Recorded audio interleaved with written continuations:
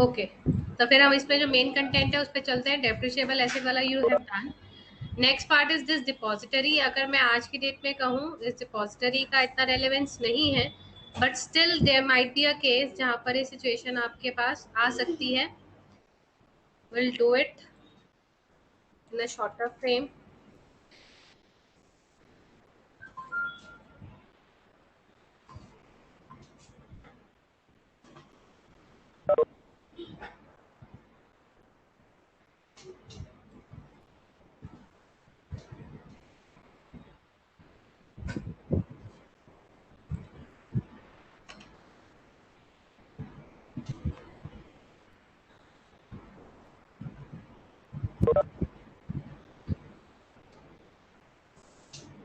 Meanwhile मुझे बता दें कि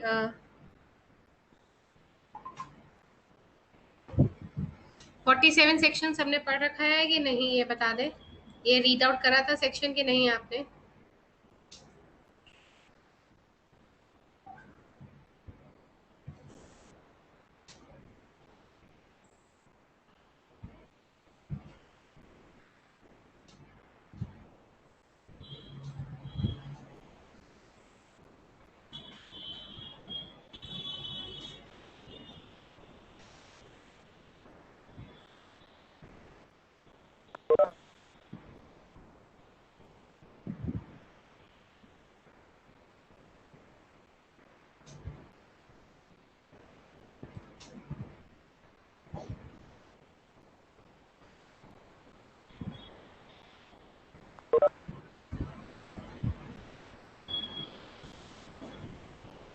I am just giving my number. मेरा नंबर जिस बच्चे ने, मोहित, आपको नंबर मैंने सेंड कर दिया है।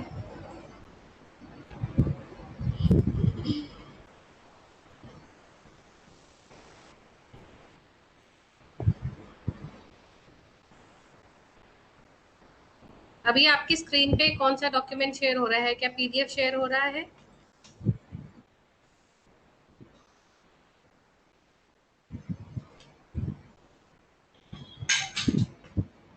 नो मैम, ब्लैंक है। ओके,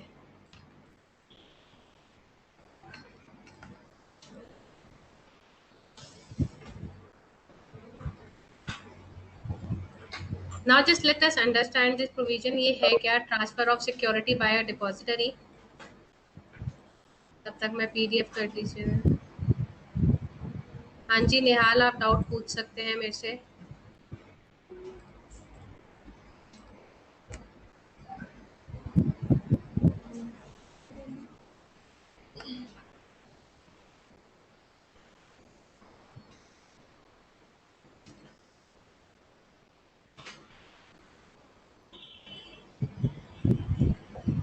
ना पार्ट इज जो हम देख रहे हैं सामने स्क्रीन पे, transfer of security bye depository. Depository process. आप लोग को डीमैट अकाउंट पता है? डीमैट अकाउंट क्या होते हैं? जस्ट अ रैम्बट पुश, एक चीज है डीमैट अकाउंट।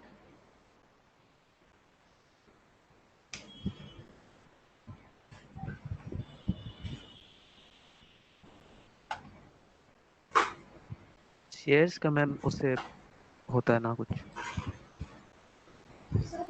एक एक सेंट तक सही कहा आपने।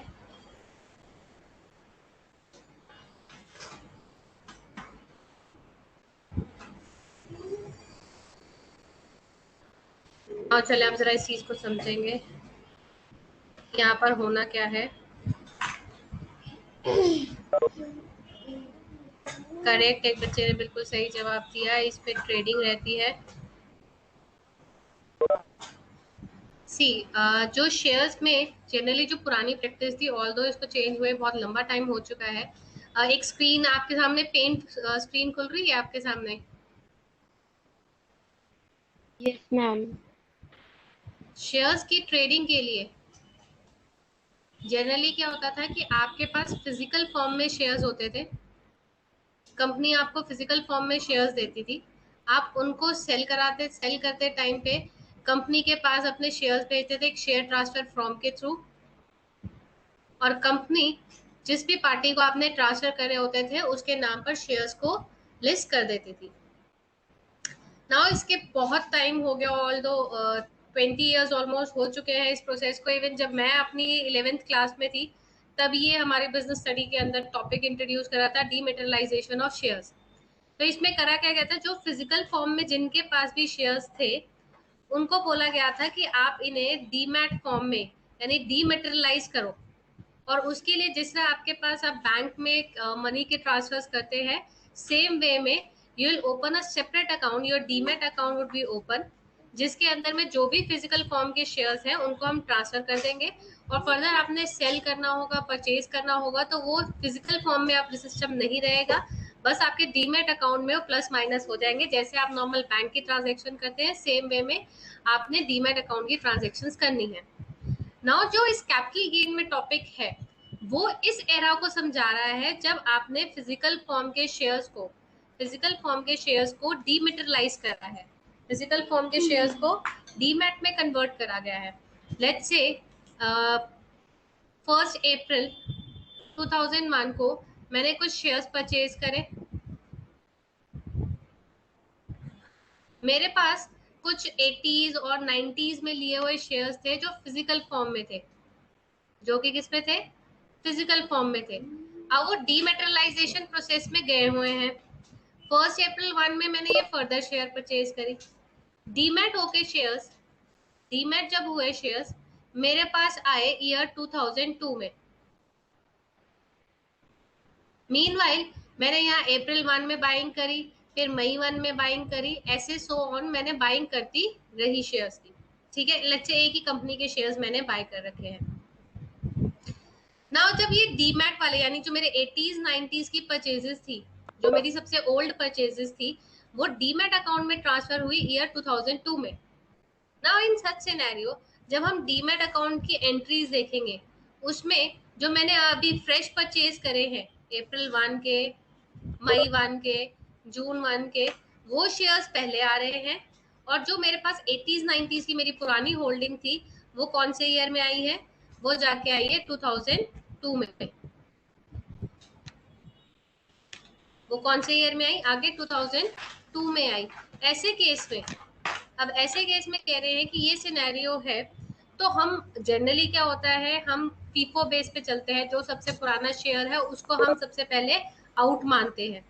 बट जब डीमैट अकाउंट की बात आते हैं, यहाँ आपके सामने एक इंस्टेंस लिया है, जो एग्जांपल लिया है, उसमें जो मेरी करंट होल्डिंग है वो सबसे पहले नंबर पे आ रही है और जो मेरी पुरानी होल्डिंग है वो सबसे लास्ट में आ रही है।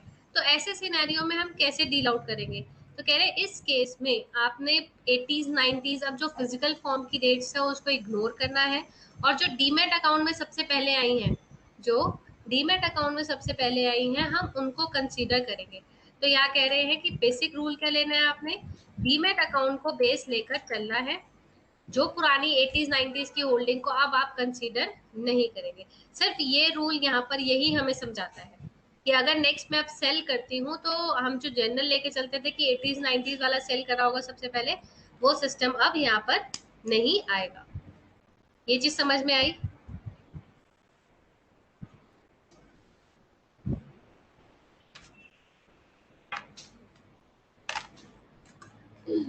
Is this part is clear?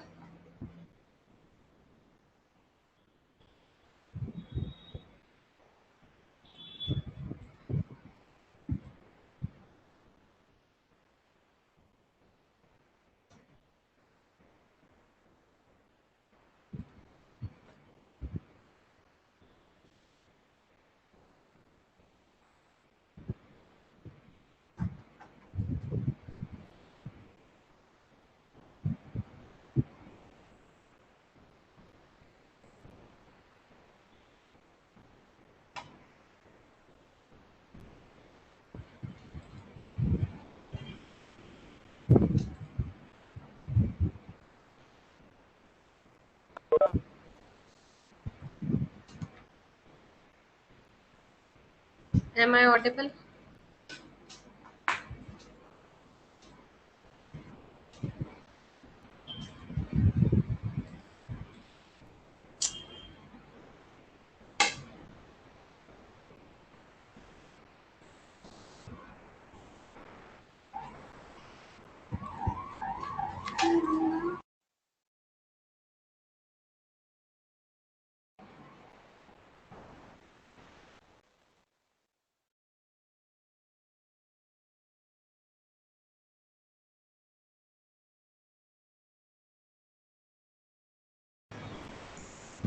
Next चलते हैं, नेक्स्ट टॉपिक को समझते हैं। नेक्स्ट टॉपिक है capital gain on transfer of capital asset by partner member to a firm, AOP और BOI as a capital contribution. ना इस सिनेरियो को लेके चलते हैं।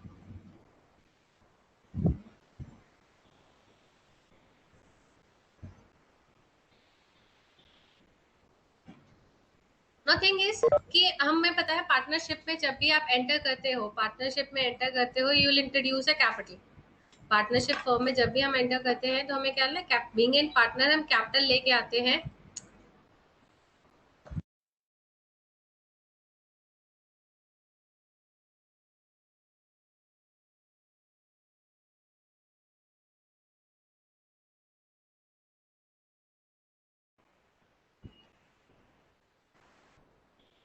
जब भी एक पार्टनरशिप में एंटर हो रहा है तो वहां पर इनिशियली हम क्या लेके आते हैं, कैपिटल कंट्रीब्यूशन लेके आते हैं। अब जो कैपिटल कंट्रीब्यूट करी है हमने, कैपिटल कंट्रीब्यूट कैश में भी हो सकती है, कैपिटल कंट्रीब्यूशन इन काइंड भी हो सकता है। तो जब आप इन कैश लेके आ रहे हो, that is very much clear, कोई सिस्टम में गड़बड़ नहीं है, ठीक फ्लो में चलेगा। आपने एंट्री डाली cash account debit to partners capital account. Nothing arises कि सिचुएशन यहाँ पर ये है कि यहाँ पर पार्टनर कैश के साथ एसेट भी लेके आ रहा है या सिर्फ एसेट ही लेकर आ रहा है। तो उसमें क्या होगा, एसेट अकाउंट डेबिट। अब पार्टनरशिप फर्म क्या एंट्री पोस्ट करेगी अपने पास, एसेट अकाउंट डेबिट करेगी और टू पार्टनर्स कैपिटल कर देगी। ना क्वेश्चन अराइजेस, ये जो पार्टनरशिप ने एसेट की वैल्यू लेनी है, ये वैल्यू क्या ली जाएगी, फर्स्ट थिंग। सेकंड, इसे ट्रांसफर माना जाएगा या नहीं माना जाएगा। इवन यहाँ पर भी बोला जाएगा कि जब कोई पर्सन, जब भी एक पर्सन बीइंग इन पार्टनर एक एसेट इंट्रोड्यूस करता है पार्टनरशिप फर्म में, इन दैट केस अब ओनर कौन होगी एसेट की, पार्टनरशिप फर्म अब ओनर हो गई है। ठीक है। नाउ तो जो वैल्यू है इस सिचुएशन को भी, जहां पर हमने एसेट ट्रांसफर करी है तो पार्टनरशिप फर्म को, इसे भी हम क्या मानेंगे, ट्रांसफर कंसीडर करेंगे। एंड अगर हमने इसे ट्रांसफर कंसीडर करा है तो अब उस पे मुद्दा आता है, ठीक है आपने ट्रांसफर कंसीडर कर लिया, हमने कैपिटल गेन भी कंप्यूट करना है, लॉन्ग टर्म शॉर्ट टर्म भी निकाल लेंगे, पीरियड ऑफ होल्डिंग भी कैलकुलेट हो जाएगी कि जिस दिन हमने इंट्रोडक्शन करा एसेट का, हमने जब परचेज करी थी, till the date of transfer to the partnership firm, हमने उस पीरियड को, पीरियड ऑफ होल्डिंग को काउंट करके लॉन्ग टर्म और शॉर्ट टर्म भी निकाल लेंगे। The situation arises what would be the sale consideration. Sale consideration क्या रहनी चाहिए यहाँ पर, तो सेल कंसीडरेशन के लिए इन्होंने रूल लिया, क्या हम मार्केट वैल्यू लें, क्या हम बुक वैल्यू लें, या जिसपे ये एक्चुअल में डील आउट करेंगे उसको लें। यहाँ पर कहते हैं कि आपने वैल्यू क्या लेनी है, हमेशा बुक वैल्यू लेनी है।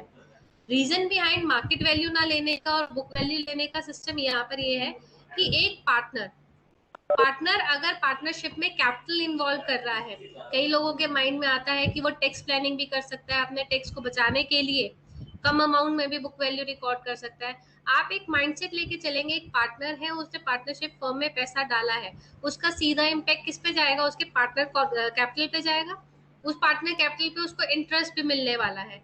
और कल को अगर डिसॉल्व होती है पार्टनरशिप फर्म तो वो पार्टनर्स कैपिटल ही उसको मिलेगी वापस, दैट इज इज राइट, जो उसको है उस पार्टनरशिप फर्म से मिलना है। तो कोई भी पार्टनर ये नहीं चाहेगा just to avoid certain amount of tax कि वो अपनी वैल्यू को कम रिफ्लेक्ट करे।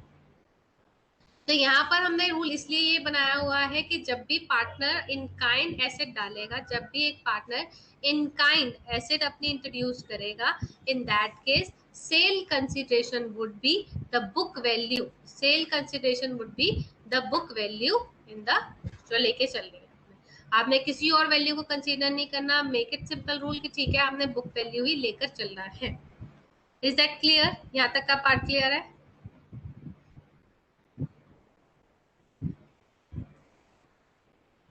Let's attempt this illustration number 8। एक फटाफट से क्विकली आप रीड करेंगे इलस्ट्रेशन नंबर 8 को।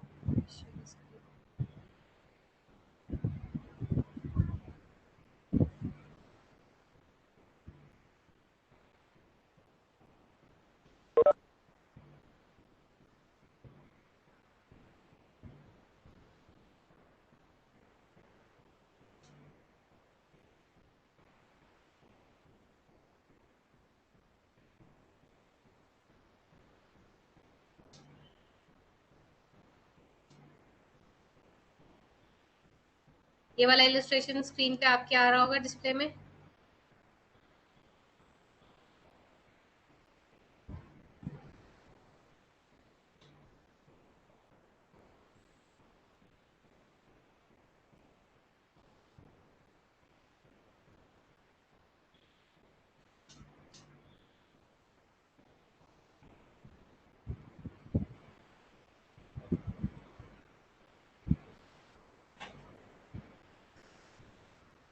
मीनवाइल आप मेरे को ये क्वेश्चन रीड आउट करके बताएंगे कि ये लॉन्ग टर्म है या शॉर्ट टर्म एसेट है।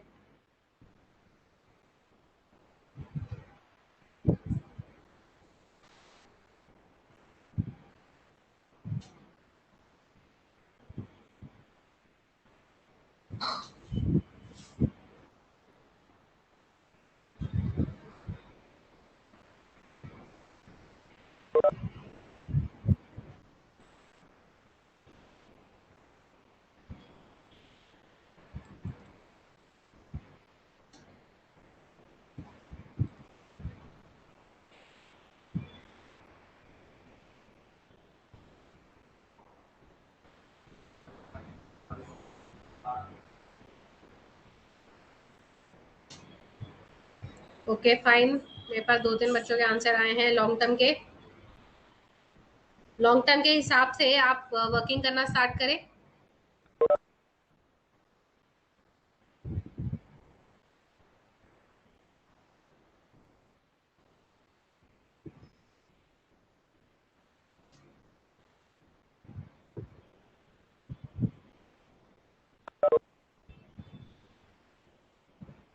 तीन पार्टनर्स हैं, ABC and company has 3 partners A B and C sharing profit और losses in the ratio of 5:3:2।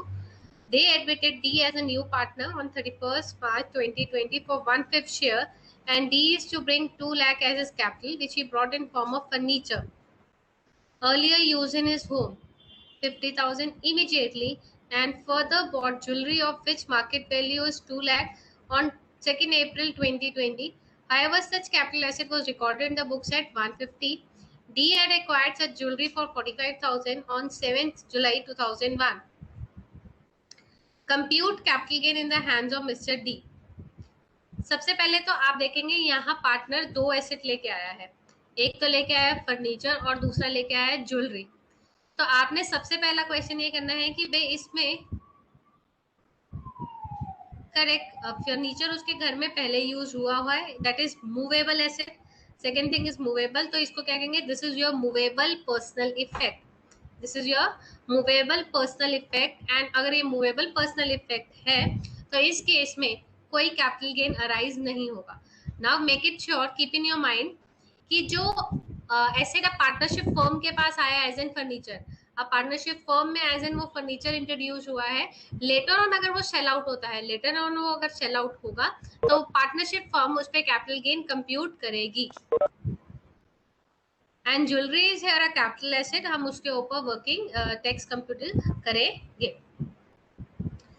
तो जब हम ज्वेलरी के ऊपर टैक्स कंप्यूट करेंगे उसमें सबसे पहले हमने अपना एसेट का नाम लिख लिया, लॉन्ग टर्म कैपिटल एसेट आएगी।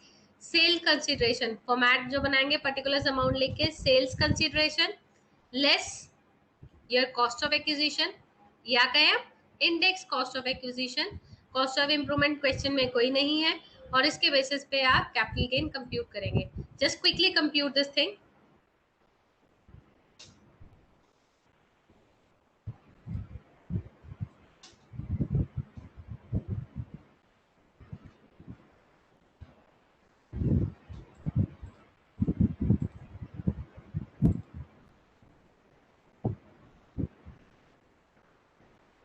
Find Dolly, it is okay. Dolly ने टैक्स कंप्यूट कर दिया है, सॉरी इनकम कंप्यूट कर दिया है long term capital gain. Just simply take the sale consideration as 150.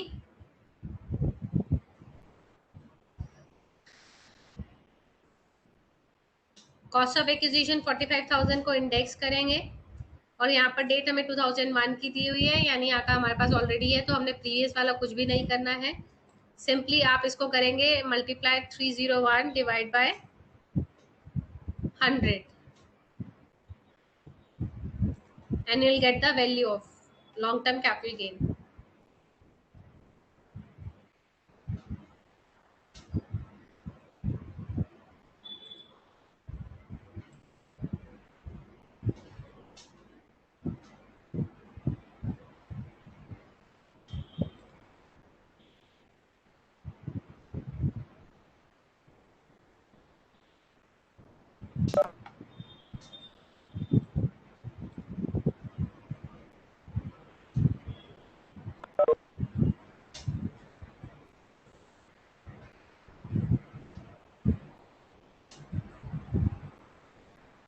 Okay, Nihal का भी आ गया। Rest other people are doing और नॉट, तो मैं आगे प्रोसीड ऑन करूँ?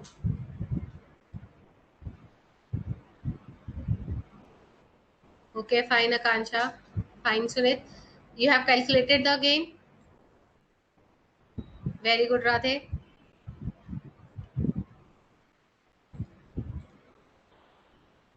Fine Shaili,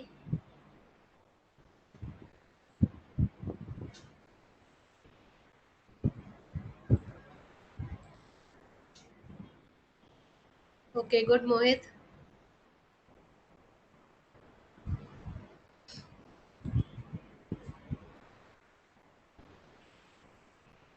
okay done Prerna, very good.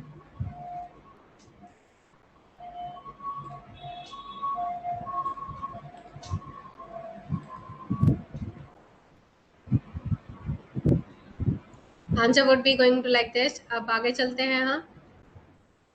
I am moving to next part, section 45.4। अभी हमने लास्ट सेशन में 45.1 करा था, 45.2 करा था, 45.3 वी हैव डन टुडे, 45.2 है I have done today, and now we are moving towards 45.4. now this is the totally opposite scenario जो अभी हमने डिस्कस करा। अभी जो हमारा सिनेरियो था उसमें था partnership is taking asset to the firm. तो पार्टनरशिप फर्म के लिए देयर इज एन इनकमिंग और पार्टनर की तरफ से जा रहा है और पार्टनरशिप फर्म में आ रहा है। तो हमने पार्टनर के हैंड में टैक्सेबिलिटी अराइज करी थी। हमने यहाँ किसके हैंड में टैक्सेबिलिटी अराइज करी थी? जो अभी हमने टैक्सेबिलिटी निकाली है, this is for the partner, partner D. Now next part talks about capital gains on transfer of capital assets by a firm AOP BOI to a partner member by way of distribution of asset on its dissolution. Now situation arises कि अब आपके पास जो partnership firm है, जो partnership firm है वो dissolve हो रही है और जो पार्टनरशिप डिसॉल्व हो रही है उस केस में व्हाट दे आर डूइंग कि जो लेट्स से हम जब डिसोल्यूशन का चैप्टर हम पढ़ते हैं पार्टनरशिप का, तो लास्ट में आता है जितने भी एसेट्स होते हैं कुछ तो ये सेल आउट करके कैश रियलाइज कर लेते हैं। जनरली कुछ क्वेश्चन में ऐसे लिखा होता है कि पार्टनर्स ने ये कैपिटल टेक ओवर कर लिया है, कई जगह ये लिखा होता था पार्टनर ने ये एसेट कैपिटल और ये एसेट टेक ओवर कर लिया है। कुछ लाइबिलिटीज को भी टेक ओवर करते थे, कुछ सिनेरियोज ऐसे आते थे ना। लास्ट में कह रहे हैं जो भी कैपिटल कंट्रीब्यूशन बचा है और पार्टनर ने ले लिया है वो एसेट को ना। अब हम यहाँ पे पार्टनरशिप की बात करेंगे, पार्टनरशिप फर्म की टैक्सेबिलिटी की बात करेंगे। अब उन्होंने एसेट ट्रांसफर करा है, अब उन्होंने एसेट ट्रांसफर करा है, तो इस केस में हमारे पास कैपिटल गेन किस तरीके से कंप्यूट करा जाएगा। पहले तो देखना है टैक्सेबिलिटी किसके हैंड में होगी, पार्टनर के हैंड में होगी या पार्टनरशिप के हैंड में होगी। आप मुझे बताएंगे इस प्रोविजन में वो कह रहा है यहाँ पर पार्टनरशिप के हैंड में होगी मैम।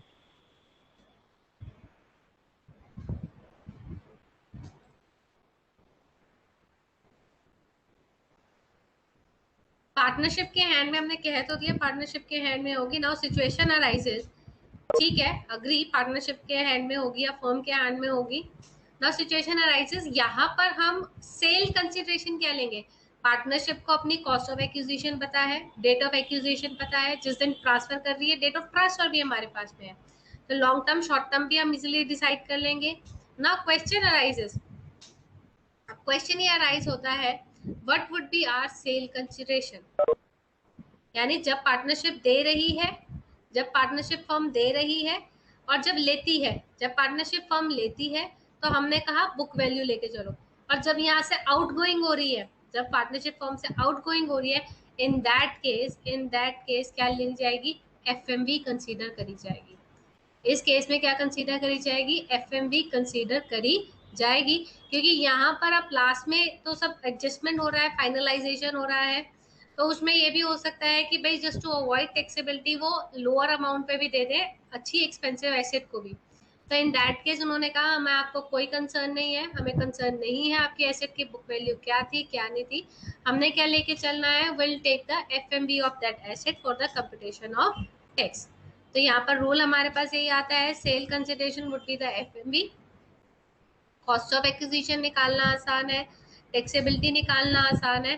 बिल्कुल सेम पेस में सब कुछ चलता रहेगा। बट इस चीज का आपने ध्यान रखना है, अग्रीड वैल्यू। अग्रीड वैल्यू, आपके मॉड्यूल में एक टर्म दिया हुआ है अग्रीड वैल्यू का।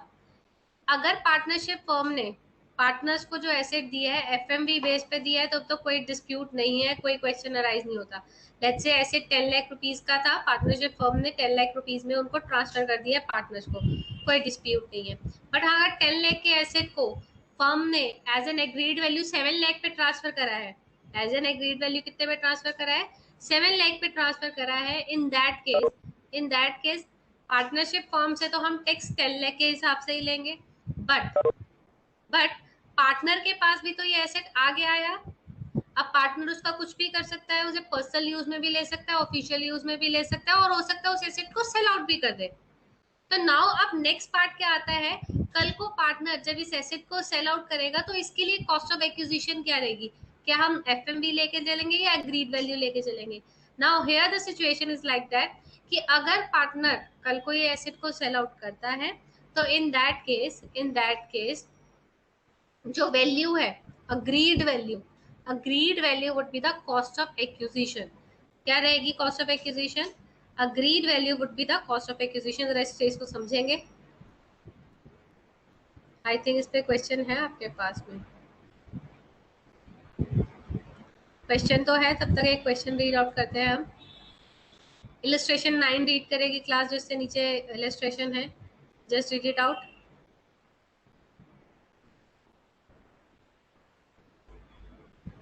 Illustration 9, balance sheet of Roop Chand Rathod and Company as on 31st March 20।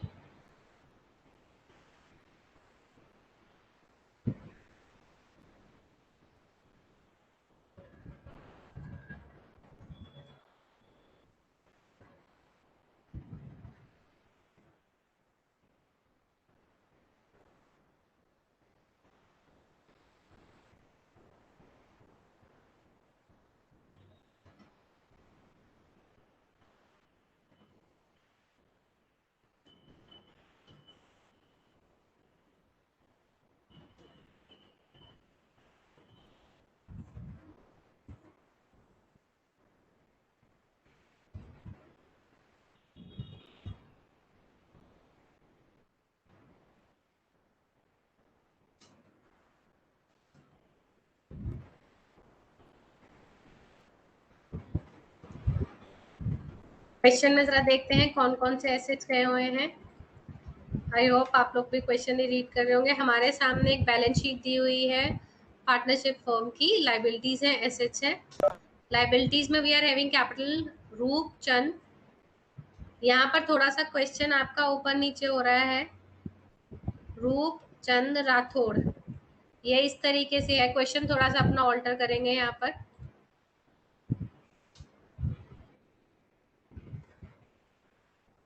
Balance sheet में रूप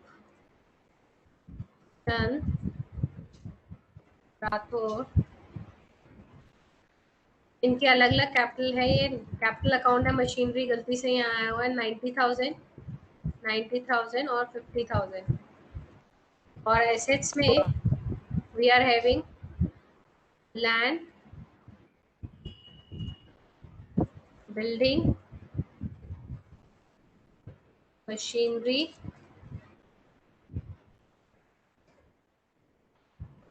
इन्वेस्टमेंट,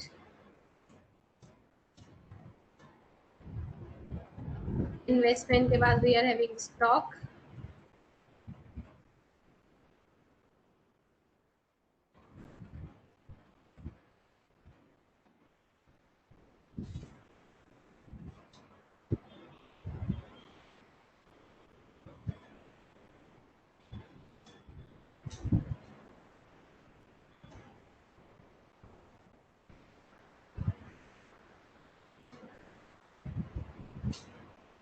स्टॉक और cash and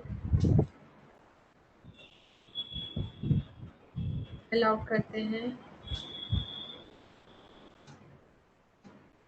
60,000, 80,000,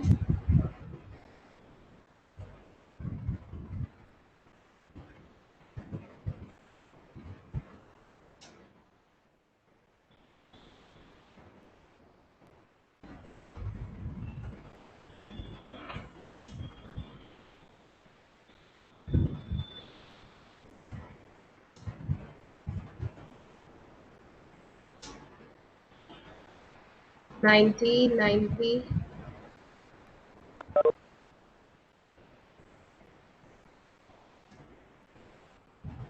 now this is like this, यहाँ पर एसेट 60 80 60, इन्वेस्टमेंट 40 30 और कैश 50।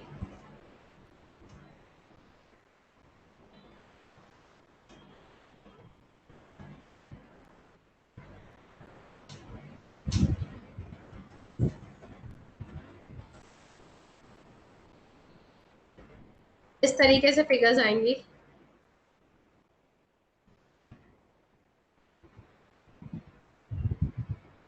आप करेक्टेड, मैंने करेक्ट कर दी हैं।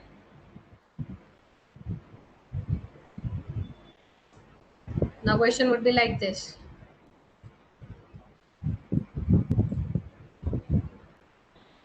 आप नीचे एडिशनल इंफॉर्मेशन पढ़ते हैं। On dissolution of above firm debtors in cash are applied to in payment of creditors.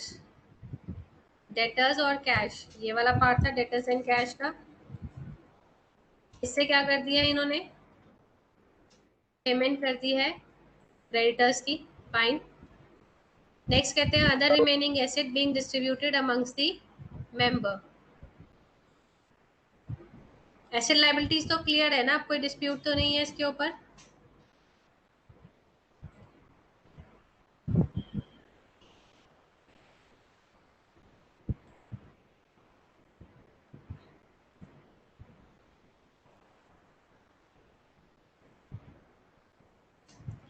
Next thing is कि जो लैंड है, लैंड किसको दे दी है, चंद को दे दी है।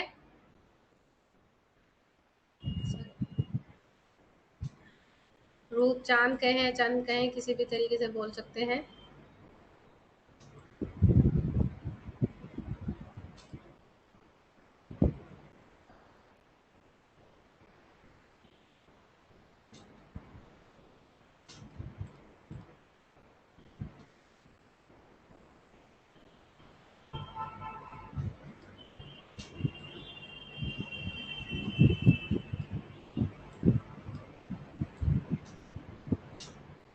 लैंड चली गई है हमारी चांद के पास और इसके लिए agreed value, agreed value is there 1 lakh. agreed value is 1 lakh for this transaction. Next thing, building रूप के पास गई है for रुपी 80,000। रूप के पास गई है for रुपी 80,000।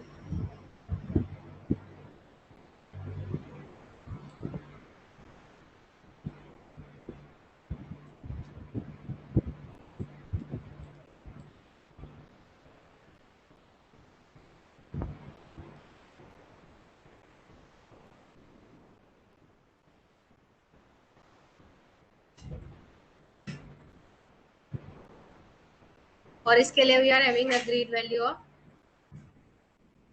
80,000। नेक्स्ट एसेट जो हमारे पास बचता है machinery. Machinery again go with रूप। मशीनरी भी गई है किसके पास में, रूप के पास में।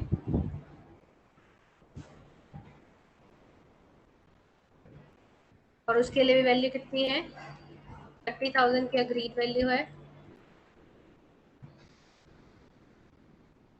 इन्वेस्टमेंट गई है राठौड़ के पास में और स्टॉक भी गया राठौड़ के पास में। तो बाकी जो बची हुई है ये किसके पास गई है, राठौड़ के पास गई है। और इसके लिए जो अग्रीड वैल्यू उन्होंने डिसाइड करी है दैट इज 90,000 और 32,000।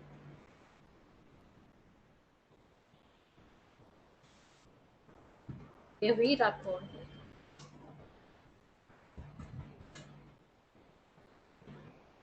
अब यहाँ पर क्वेश्चन अराइज होता है, being in partnership firm, being in partnership firm हमने कौन कौन से टैक्स कंप्यूट करने हैं कैपिटल गेन हेड में और पीजीपी के हेड में। अब पीजीपी का क्वेश्चन कहाँ से आया जाता है, या स्टॉक को लेके।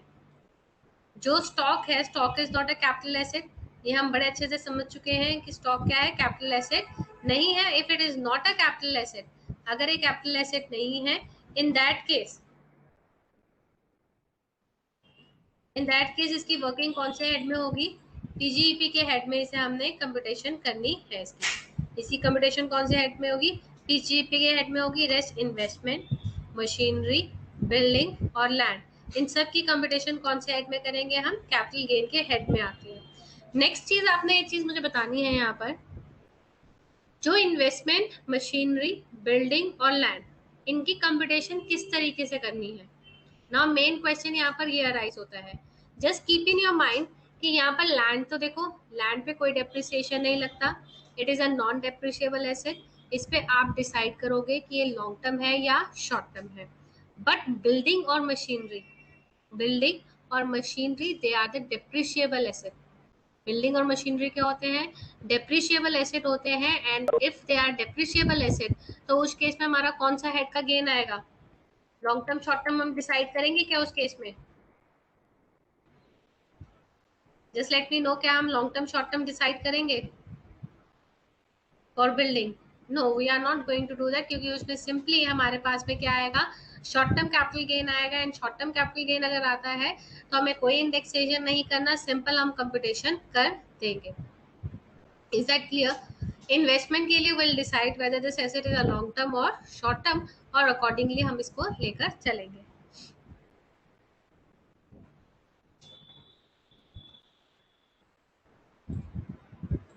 Here is the question, land और इन्वेस्टमेंट, ये हम long term short term decide कर लेते हैं। पहले लैंड 2008 की है, 20 में सेल होता है, वेरी क्लियर कट। और मेरे को बताएं लैंड के लिए कौन सा पैरामीटर लेंगे? 24 मंथ्स, 36 मंथ और 12 months. Just let me no, land के लिए आप कौन से मंथ्स का क्राइटेरिया लेके चलोगे? 24 मंथ्स, 36 मंथ और 12 months.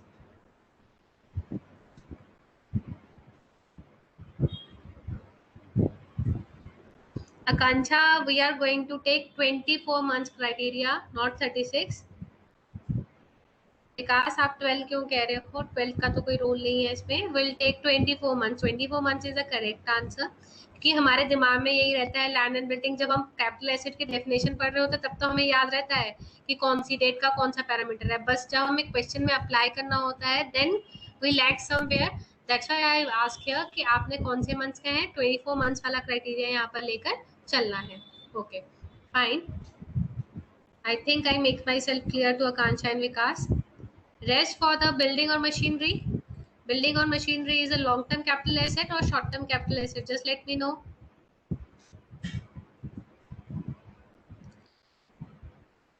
Building or machinery, long-term capital asset or short-term capital asset?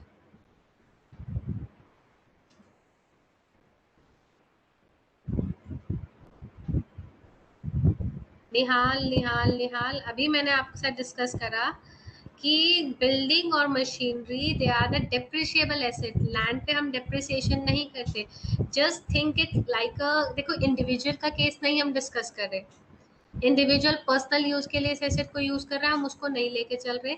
ये एक इंडिविजुअल के परस्पेक्टिव से नहीं है, पार्टनरशिप फर्म के परस्पेक्टिव से है। एक बिजनेस की एसेट्स है ये, और जो बिजनेस की एसेट्स है तो ये पर्सनल पर्पस के लिए यूज नहीं हो रही है। और उस पर क्या होता है, जो बिजनेस की एसेट्स जितने फिक्स एसेट्स हुए उन पे डिप्रिसिएशन लगता है। हम बिल्डिंग को डिप्रिशिएट करते हैं, हम मशीनरी को डिप्रिशिएट करते हैं, बट हम लैंड को डिप्रिशिएट नहीं करते हैं। ठीक है, तो in that case we are going to treat them as short term capital asset. Is this clear to everyone? Building और machinery वाला part is clear to all or not? Okay, fine. तो आपने उसके लिए शॉर्ट टर्म का parameter बनाना है। बाकी stock के लिए हमने कौन से हेड में जाना है? पीजीईपी के हेड में जाना है, और हम उसकी कंप्यूटेशन वहां देखेंगे। नेक्स्ट हमें क्वेश्चन ने बोला है कैपिटल गेन कंप्यूट करने को। Just quickly start doing the capital gain वाला पार्ट। और देखें, आपको क्वेश्चन में भी दे रखा है, assume the WDV of the block as per the income tax act is similar to the books of account। नीचे एक हिंट भी दे दी गई है। इन्वेस्टमेंट ऑल्सो, इन्वेस्टमेंट के लिए आप 36 मंथ का क्राइटेरिया लेंगे, 12 मंथ का, 24 मंथ का। इन्वेस्टमेंट के लिए क्लास बताएगी। सी, यहाँ पर हमारे को कोई स्पेसिफिक एसेट नहीं दिया हुआ कि कौन सी इन्वेस्टमेंट है, हमारे को कोई स्पेसिफिक नहीं दे रखा, जनरल है। तो इन दैट केस हम 36 मंथ का क्राइटेरिया लेकर चलेंगे। Fine, very good Sakshi and Nihal. चलो स्टार्ट मेकिंग इट। जल्दी से हम फॉर्मेट बना लेते हैं अपने पास में। This is for land.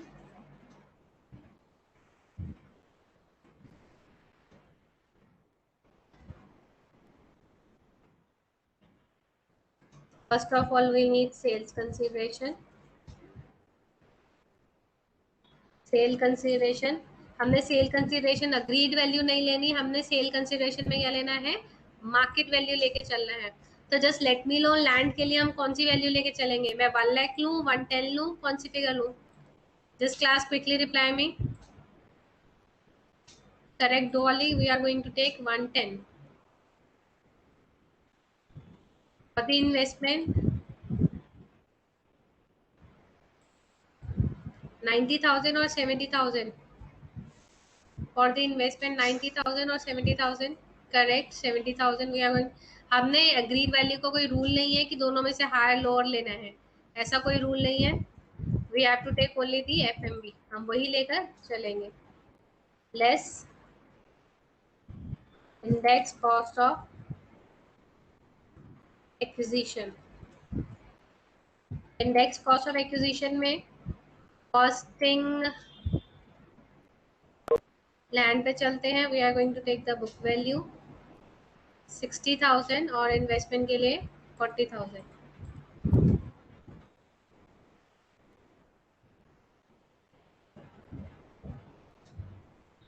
8-9 का इंडेक्स बताएगा कोई बच्चा मुझे.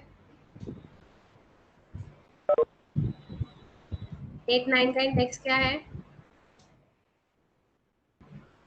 137.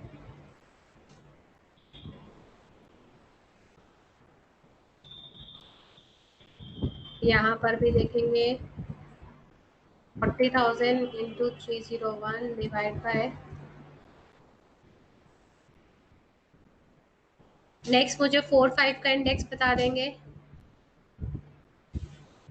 4-5 का इंडेक्स बताइए क्लास. 113.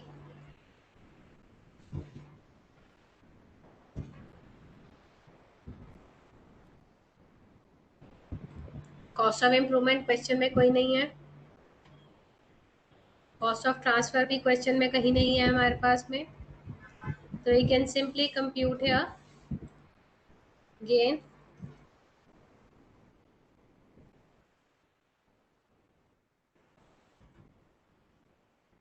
ऑल्दो यहाँ पर we are having the losses.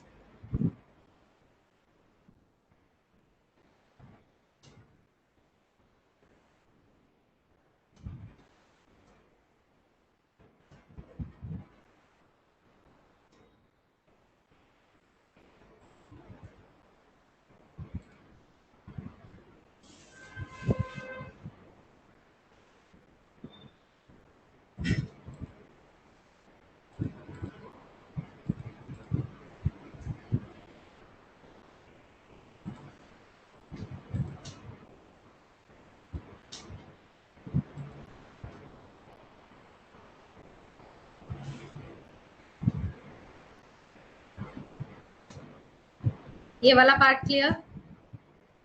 Now let's move to further to other assets. इसमें हमने short term capital gain compute करना है.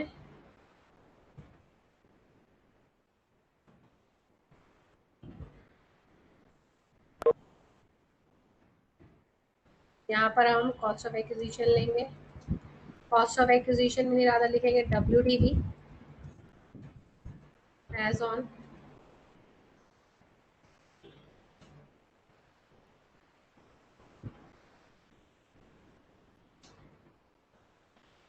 यहाँ हमने कुछ इंडेक्सेशन वाला काम नहीं करना.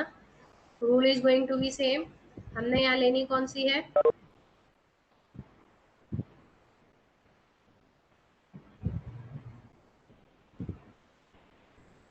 सेल कंसिडरेशन लैंड बिल्डिंग और मशीनरी. चाहे डेप्रिशिएबल एसेट हो या ना हो, रूल सेम ही रहेगा. डेप्रिशिएबल एसेट के लिए कोई डिफरेंट थिंग नहीं करनी. सेल कंसिडरेशन का सेम फंडा रहेगा. सेल कंसिडरेशन और कॉस्ट, फिलहाल में कॉस्ट पिक कर लेते हैं यहाँ पर. बिल्डिंग की वैल्यू है 80,000, मशीनरी है हमारी 60,000। सेल कंसिडरेशन हमने अग्रीड वैल्यूज लेनी है जो कि है 70,000 और 40,000। तो इस केस में भी also we are having a loss of 10,000 और 20,000।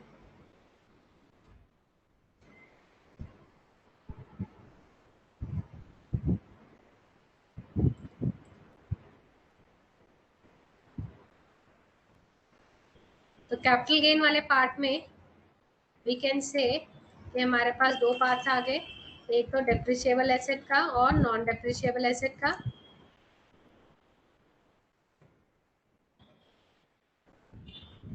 इस तरीके से आपने कंप्यूटेशन कर देनी है। ये पार्ट क्लियर सबको?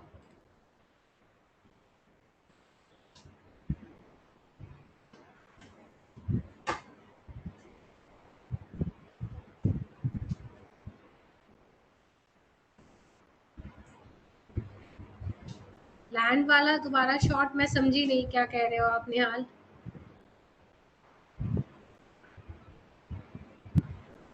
आकांक्षा, मैंने कैपिटल एसेट की डेफिनेशन कराई थी, आप अपने मॉड्यूल के पेज नंबर में आपको बता देती हूँ, जहाँ से हमने डिस्कशन करा था। और उस बेसिस पे हम देखते हैं एसेट के पीरियड ऑफ होल्डिंग, डिसाइड करते हैं whether that capital asset is going to be long term और शॉर्ट टर्म, कि हमने इंडेक्सेशन करना है या नहीं करना है।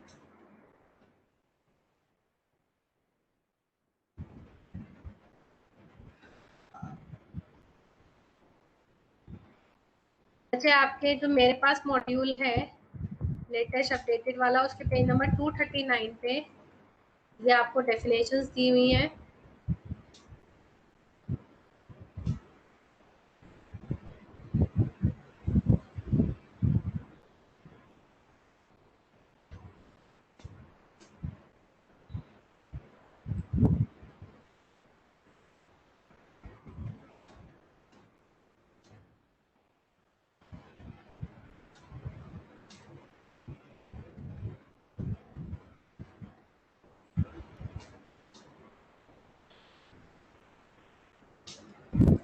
हो सकता है आपका पेज थोड़ा आगे पीछे हो मेरे साथ। ये इस तरीके से आपके मॉड्यूल में समझा रखा है, कैपिटल एसेट लॉन्ग टर्म होगा, शॉर्ट टर्म होगा, general rule is of 36 month. और इन स्पेसिफिक एसेट्स के लिए वी आर हैविंग 12 मंथ्स और 24 मंथ्स का criteria. So instead of 36 months, we'll take 12 months in this equity shares, listed equity shares के लिए, unlisted के लिए 24 months, immovable property land और building के लिए 24 months, securities debenture government securities के लिए 12 months, units of EOU के लिए 12 months, zero coupon bonds और units of UTI, इन सब के लिए 12 months का criteria। From here we'll decide कि हमने 24 months का criteria लेना है या 36 month का लेना है। Okay, fine. Moving to next provision.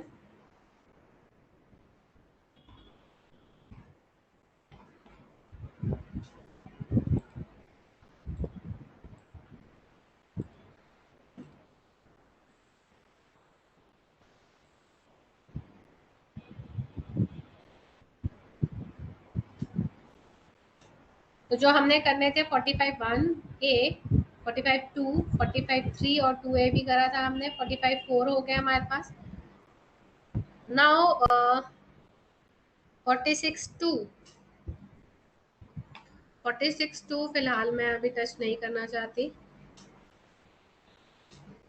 Fifth provision to 48 वो भी मैंने फॉर द टाइमिंग होल्ड कर दिया है। Now we are moving towards 50C।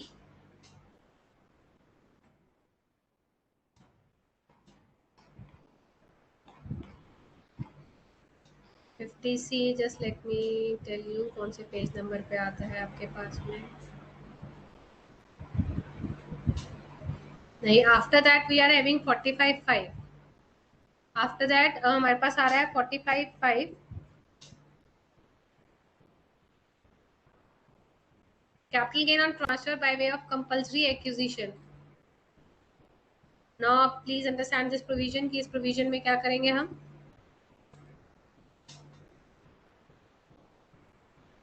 Compulsory acquisition जिस टाइम हमने डिस्कस भी करा था ट्रांसफर की डेफिनेशन करते टाइम, कि आपकी एसेट है, आपकी कैपिटल एसेट को गवर्नमेंट एक्वायर कर रही है, कोई लॉ का ऑर्डर है जिसके अंदर आपकी एसेट एक्वायर करी जा रही है, फोर्सफुली आपसे एसेट एक्वायर करी जा रही है, इन दैट केस हमने उसको भी ट्रांसफर कंसीडर करा। ट्रांसफर कंसीडर करने के बाद यानी अगर आप जो भी कंपनसेशन आपको मिलेगा गवर्नमेंट से, जनरली गवर्नमेंट आपको कंपनसेशन देती है, तो जो भी कंपनसेशन आपको मिलेगा तो will consider that this is a transfer, और उसके ऊपर हम कैपिटल गेन कंप्यूट करेंगे। उस केस में हमने क्या करना है, कैपिटल गेन कंप्यूट करना है। और कैपिटल गेन कंप्यूट करने के लिए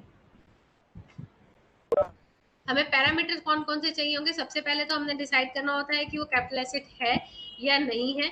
सेकेंडली विल डिसाइड कि वो लॉन्ग टर्म है या शॉर्ट टर्म है, डिपेंडिंग अपॉन द पीरियड कौन से टाइप का एसेट है, लॉन्ग टर्म शॉर्ट टर्म बनेगा, और अकॉर्डिंगली इंडेक्सेशन करना है या नहीं करना है हम वो लेके चलेंगे। आपका एसेट गवर्नमेंट ने आपसे एक्वायर करा है, कॉस्ट आपको क्लियर है।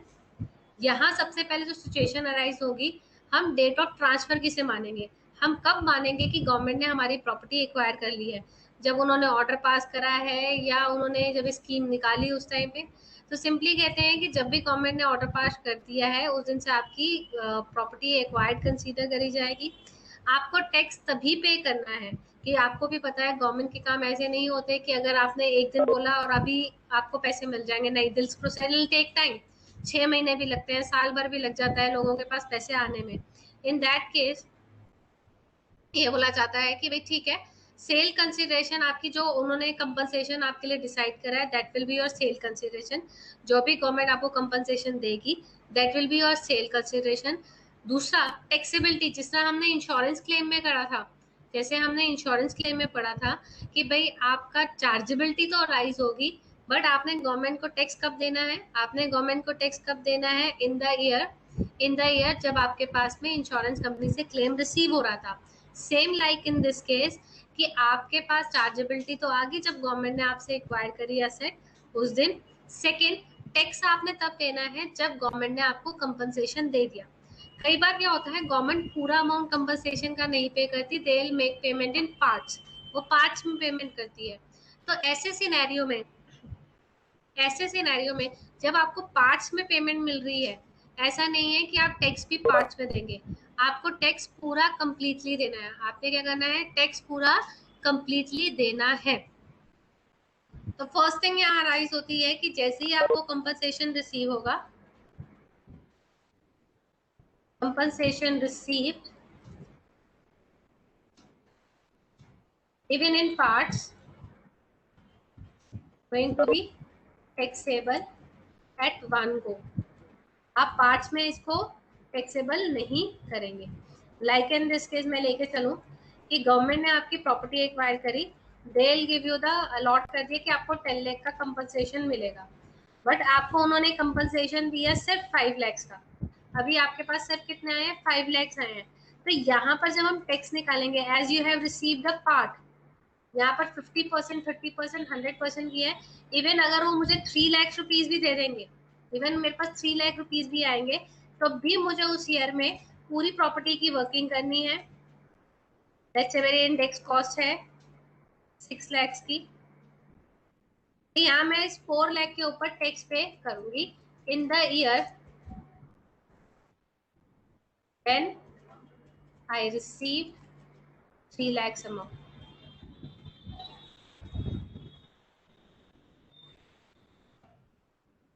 तो यहाँ पर हम पूरे 10 लाख आने का वेट नहीं करेंगे। इवन आपके पास में एक माइनस अमाउंट भी आ गया है, एक पार्ट ऑफ द पेमेंट भी आ गई, उस ईयर में टैक्सेबिलिटी आपकी बनेगी। Just make it short, date of transfer रहेगी टिल द एक्विजिशन। जैसे सेम लाइन पे इंश्योरेंस क्लेम करा था, जिस लाइन पे हमने इंश्योरेंस क्लेम करा था सेम लाइन पे हम यहाँ पर इसे करेंगे। ये प्रोविजन क्लियर है कि नहीं है, जस्ट लेट मी नो जिसको नहीं है। निहाल प्लीज, अभी मैं एनहांस को नहीं डिस्कस कर रही, जस्ट मैंने जो डिस्कस करा है उसमें बताएं। मैम थोड़ा सा रह गया, एक बार क्लियर और कर दीजिए ना। किस चीज के में क्लैरिटी चाहते हैं? मैंने जिससे एक इनिशियल कंपनसेशन का आपके पास एग्जांपल लिया है। हाँ सिंपल रूल इज दिस कि इनिशियल कंपनसेशन आपके पास रिसीव हुआ है, जिस दिन आप एक्चुअल रिसीट करेंगे, जिस दिन आपके पास एक्चुअल कैश रिसीट होगा, उस दिन उस ईयर में उस प्रीवियस ईयर से रिलेटेड जो असेसमेंट ईयर होगा उसमें हम टैक्स पे करेंगे, जैसे कि हमने इंश्योरेंस क्लेम वाले क्वेश्चन में भी करा था। वहां पर भी मैंने आपके सामने इंस्टेंसेस लिए थे कि जहां पर आपको सेम फाइनेंशियल ईयर में मिल गया था और एक सेकंड पार्ट में आपको नेक्स्ट फाइनेंशियल ईयर में लिया था। तो हमारे सिर्फ टैक्सेबिलिटी में इम्पैक्ट आता है कि हमने आज की जगह we can delay the payment of tax, will just make a delay in payment of tax. Rest computation में कोई इम्पैक्ट नहीं आएगा, वो नॉर्मल फ्लो में आपकी चलेगी। मैम जितना पार्ट मिला उतने का ही टैक्स देंगे या नहीं होल नहीं नहीं होलसेल नहीं नहीं, अमाउंट पे? This is not the thing. Even अगर आपके पास पार्ट भी आ गया, अगर आप अपने बुक्स में देखेंगे तो सेल कंसिडरेशन, टोटल कंपनसेशन और कंसिडरेशन रिसीव्ड और रिसीवेबल, टैक्सेबल वाले पार्ट में देखेंगे in the year when such compensation और कंसिडरेशन, और ब्रैकेट में दे हैव रिटन और thereof. Part thereof is first received. तो it means they are saying कि अगर आपको एक पार्ट भी मिल गया है, जैसे मैंने अपने एग्जांपल में लिया था कि अगर आपको 3 लाख का अमाउंट भी मिल गया है, इवन इन दैट केस आपकी कंप्यूटेशन पूरे तरीके से होगी। गवर्नमेंट ये नहीं कह रही है कि आपको चलो हमने आधे पैसे दिए तो आधे अमाउंट पे टैक्स दे दो, नहीं। उन्होंने तो ये माइंडसेट बना लिया कि भाई टैक्स देने के पैसे आपके पास आ गए हैं, ये तो 4 लाख की तो मैंने आपको इनकम कंप्यूट करी है ना, इसके ऊपर जो टैक्स रेट है that is of 20%, which I am taking 20%। तो टैक्स रेट वो कह रहे हैं टैक्स रेट इज ऑफ 80,000 का टैक्स तो आप 3 लाख में से पे कर ही सकते हो ना। तो यस मैम। उनका माइंडसेट ये है कि भी आपको हमने टैक्स जमा कराने के पैसे दे दिए हैं तो आप हमें पूरा टैक्स दो। Okay, is that part is clear ना, क्योंकि इसमें ये एक क्लॉज है। Yes ma'am. जब मैं दूसरा पार्ट कराऊंगी वहां पर डिफरेंट रूल आएगा, for the timing this is the rule. अभी हम एक क्वेश्चन रीड आउट करते हैं। इस क्वेश्चन का हम सिर्फ फर्स्ट पार्ट करेंगे, ऑन फर्दर अपील को मैं फिलहाल छोड़ रही हूँ। Sunil as a house property, illustration 10 पे आएगी class. Sunil has a house property acquired on 7 July 95 for rupees 3 lakh. He incurred improvement expenditure on such property 70,000 on 16 August 2000 and 50,000 on 17 July 2010. Market value of such property as on 1st April month is 4,50,000. On 16 August 2013, such property is compulsory acquired by the government and the compensation decided at 11 lakh 50,000. 20% of the compensation received on 31st March 2021 and balance on 2nd April 2021.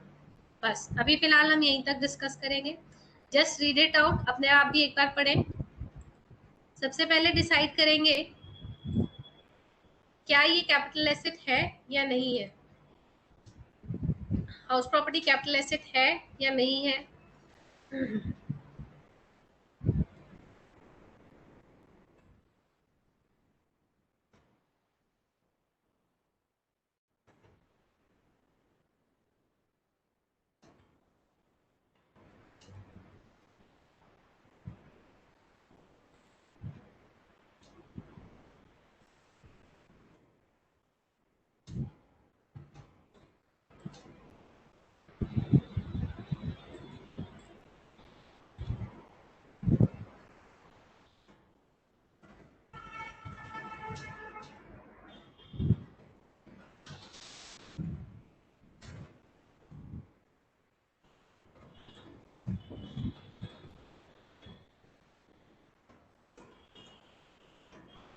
जल्दी से बताए कि class क्या capital asset है या नहीं है।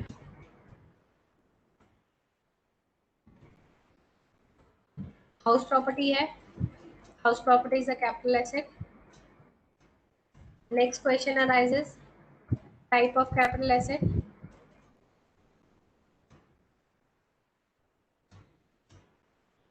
Long term है या शॉर्ट टर्म है, जल्दी से बताएंगे। लॉन्ग टर्म है या शॉर्ट टर्म है। करेक्ट आकांक्षा। इसमें हमने कितने मंथ्स का क्राइटेरिया लेके चले Akanksha, just let me know. House property के केस में हम कितने मंथ्स का लेके चलेंगे। House property is removable asset. Correct correct correct, very good.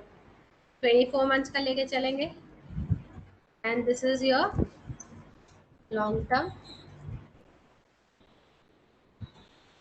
Asset indexation करना है, और कॉस्ट ऑफ इम्प्रूवमेंट भी हमें क्वेश्चन में दी हुई है। यहाँ पर रूल देखेंगे हमारे पास में जो एसेट एक्वायर्ड है वो कब एक्वायर्ड करी है हमने, before 1 April 2001। Capital asset acquired before 1 April 2001। तो यहाँ पर हमारे पास रूल आ जाएगा एफएमवी वाला। एफएमवी वाला रूल क्लियर है ना आपके पास में? एफएमवी और cost whichever is higher होता है, विच एवर इज लोअर होता है।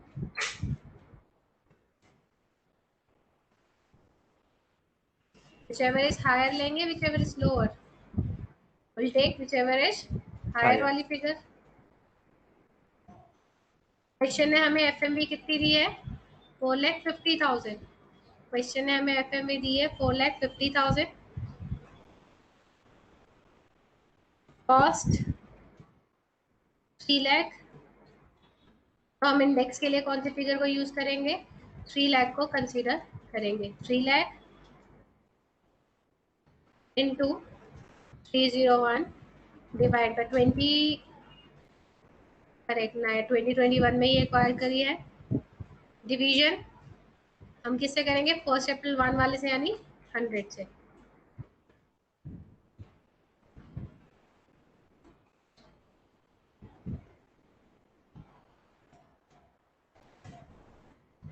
Now there are almost two cost of improvements are there.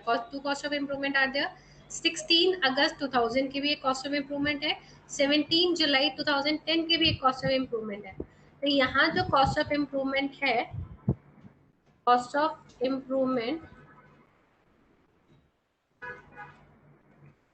Before 1 April 2001 is to be ignored, उसको हम इग्नोर करते हैं। रीजन बिहाइंड इट कि जब हमने एफएमबी कंसीडर करी एज ऑन 1 April वाली, जब हमने यहाँ पर एफएमबी कंसीडर करी 1 April 2001 वाली, तो उस केस में ऑलरेडी जितनी इम्प्रूवमेंट हमने करी थी वो इस एफएमवी में कंसीडर हो चुकी है। इसलिए हम 1 April 2001 से पहले वाले इम्प्रूवमेंट को दोबारा कंसीडर नहीं करेंगे और एडेड एडवांटेज पास ऑन नहीं करने वाले हैं। तो विल टेक 17 जुलाई वाली ओनली, जो कि है 50,000 इंटू 301, और 10-11 का इंडेक्स बताएंगे बच्चे मुझे। 10-11 का इंडेक्स बताएगी क्लास।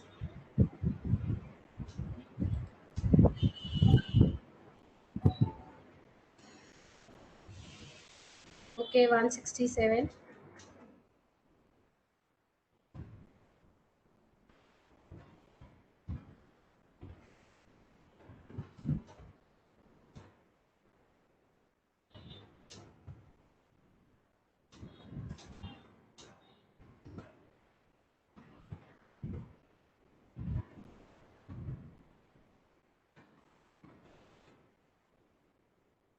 गवर्नमेंट ने कब एक्वायर करा है स्कीम को, आए देखिए आपने बताया नहीं, आज 13 में गवर्नमेंट ने एक्वायर करी है। विल टू कैट एज कि 2021 में एक्वायर करी है। गवर्नमेंट ने एक्वायर करा है 2013 में, just change these rates. Government ने एक्वायर करा है, डेट ऑफ ट्रांसफर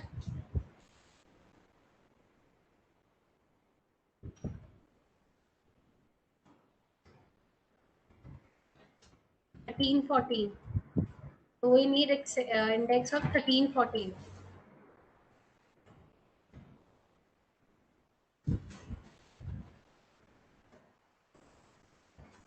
मुझे बताएंगे 1314 का इंडेक्स रेट।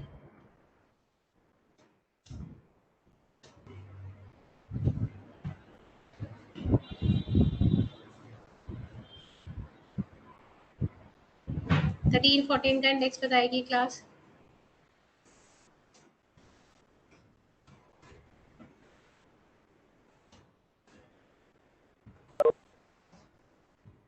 मैम हाँ जी, तो हमें इंडेक्स कॉस्ट ऑफ एक्विजिशन में हायर वैल्यू लेनी है, तो मैम हम 3 लाख लेंगे तो 4,50,000 आनी चाहिए। 450 आएगी।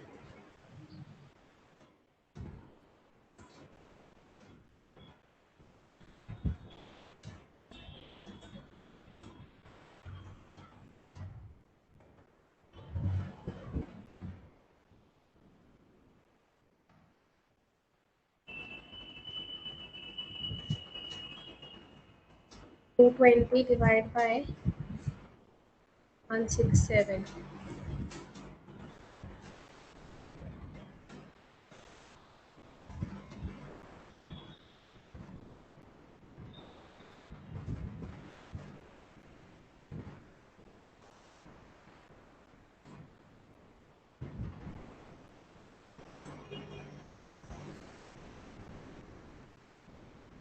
पुराने क्वेश्चन का ही डेटा माइंड में रह गया।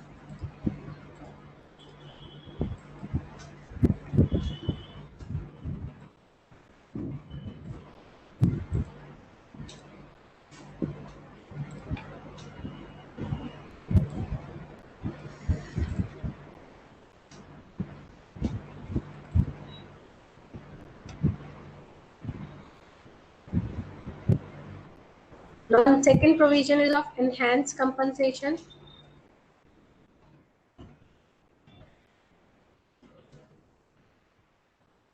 Enhanced compensation के केस में रूल थोड़ा सा डिफरेंट होगा, फ्लेक्सिबिलिटी में कोई इम्पैक्ट नहीं आएगा। अब एक बार लेट्स से मुझे ये कंपनसेशन मिला, मेरी कंप्यूटेशन हो चुकी है, कैपिटल गेन आ गया। अब यहाँ पर पिटिशनर ने पिटीशन डाली कि जो कंपनसेशन मिला है 11,50,000 का, दैट इज नॉट सफिशिएंट। 11,50,000 का जो कंपनसेशन है वो सफिशिएंट नहीं है। इन दैट केस उसने प्ली डाली, गवर्नमेंट ने जो हाई कोर्ट ने उसकी प्ली को एक्सेप्ट भी करा और they have raise the compensation. उन्होंने कंपनसेशन रेज कर दिया। एनहांस का मतलब होता है कि बढ़कर आपको कंपनसेशन मिला है, जो रेज करके आपको कंपनसेशन मिल रहा है। अब उसके ऊपर टैक्सेबिलिटी आ रही है, तो प्रोविजन यही है, जो टैक्सेबिलिटी होगी under the head capital gain ही होगी। उसके लिए आप अदर सोर्सेस के किसी हेड में नहीं जाएंगे, उसको भी किसी हेड में टैक्सेबल करेंगे, कैपिटल गेन के हेड में टैक्सेबल करेंगे। लॉन्ग टर्म रहेगा, शॉर्ट टर्म रहेगा, डिपेंडिंग अपॉन योर सिचुएशन। जिस तरह इस क्वेश्चन में लॉन्ग टर्म कैपिटल गेन था, इस क्वेश्चन में ये लॉन्ग टर्म कैपिटल गेन था, यहाँ पर भी क्या रहेगा, एनहांस कंपनसेशन के लिए लॉन्ग टर्म रहेगा। अगर आपका जो इनिशियल कंपनसेशन मिल रहा है वहां पर एसेट शॉर्ट टर्म था, अगर आपका इनिशियल कंपनसेशन शॉर्ट टर्म था, तो जो आपका एनहांस मिल रहा है तो उस केस में भी शॉर्ट टर्म रहेगा। अगर इनिशियल लॉन्ग टर्म है तो एनहांस भी क्या रहेगा, लॉन्ग टर्म कंपनसेशन के बेस पे ही रहेगा। नेक्स्ट आता है यहाँ पर, जब कंप्यूटेशन करेंगे, कंप्यूटेशन के लिए हमने सेम फॉर्मेट पिक करना है। अब रूल में चेंज ये आएगा कि यहाँ पर ना तो कॉस्ट ऑफ एक्विजिशन मिलेगी, ना तो कॉस्ट ऑफ एक्विजिशन मिलेगी, ना ही कॉस्ट ऑफ इम्प्रूवमेंट मिलेगी।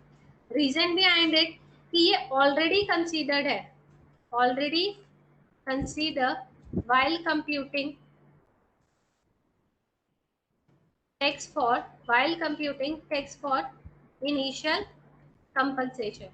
जब हमारे को इनिशियल 11,50,000 का कंपनसेशन दिया गया, उसी टाइम पे ही इसे कंसीडर कर लिया गया है, तो दोबारा हम कंसीडर नहीं करने वाले हैं। ये चीज समझ में आई कि हमने जो कॉस्ट ऑफ एक्विजिशन और इम्प्रूवमेंट हमेशा नील ही रखनी है। दूसरी चीज यहाँ पर देखनी है, कॉस्ट ऑफ ट्रांसफर।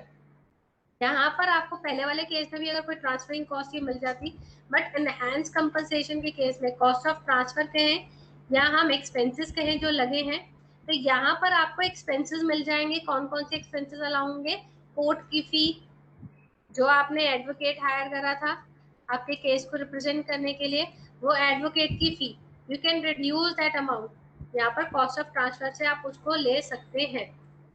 जो मेन चेंज यहाँ पर आएगा,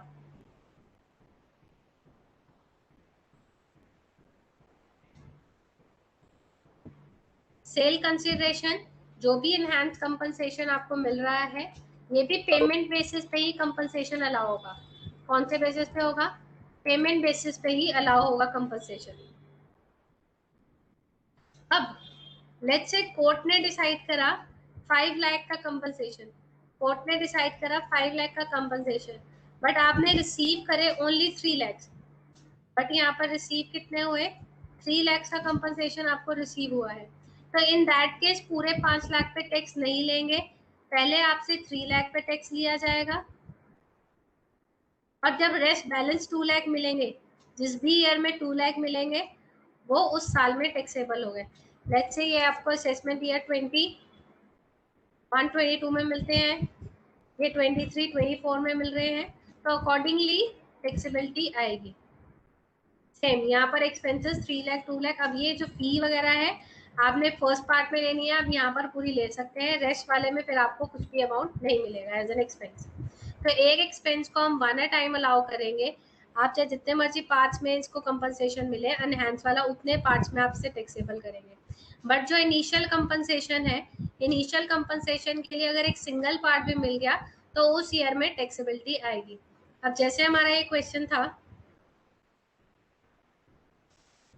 सुनील के वाले केस में, इसको क्वेश्चन ने कहा था 20% of the compensation receive on 31 मार्च 2021 और बैलेंस रिसीव ऑन 2 अप्रैल 21। तो जो यहाँ पर टैक्स का ईयर है, टैक्सेशन ईयर, यहाँ हम डेट ऑफ ट्रांसफर कह लें या चार्जेबिलिटी कह लें, कब आ गई,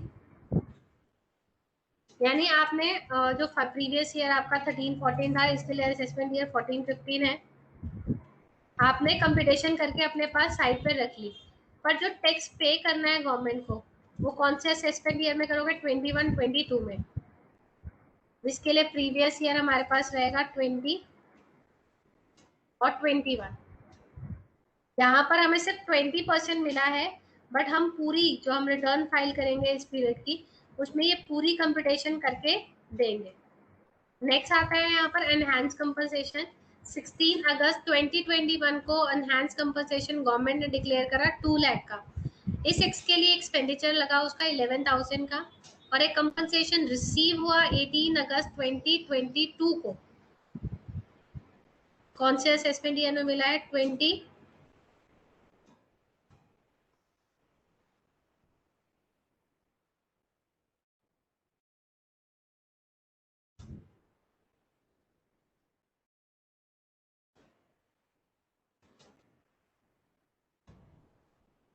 असेसमेंट ईयर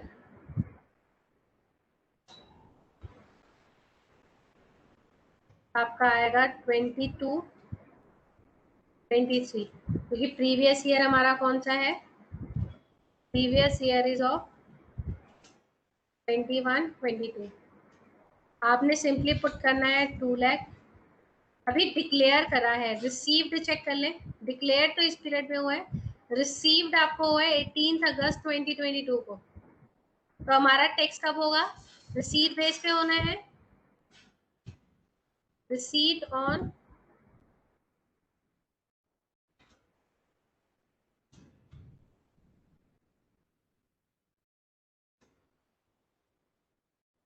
इसके हिसाब से हमारा असेसमेंट ईयर ये आएगा 23-24 को। 2 लाख का अमाउंट, 11,000 ये तो जीरो हो गया पार्ट, कंपनसेशन कुछ नहीं, सॉरी ये कॉस्ट ऑफ एक्विजिशन इंप्रूवमेंट कुछ नहीं।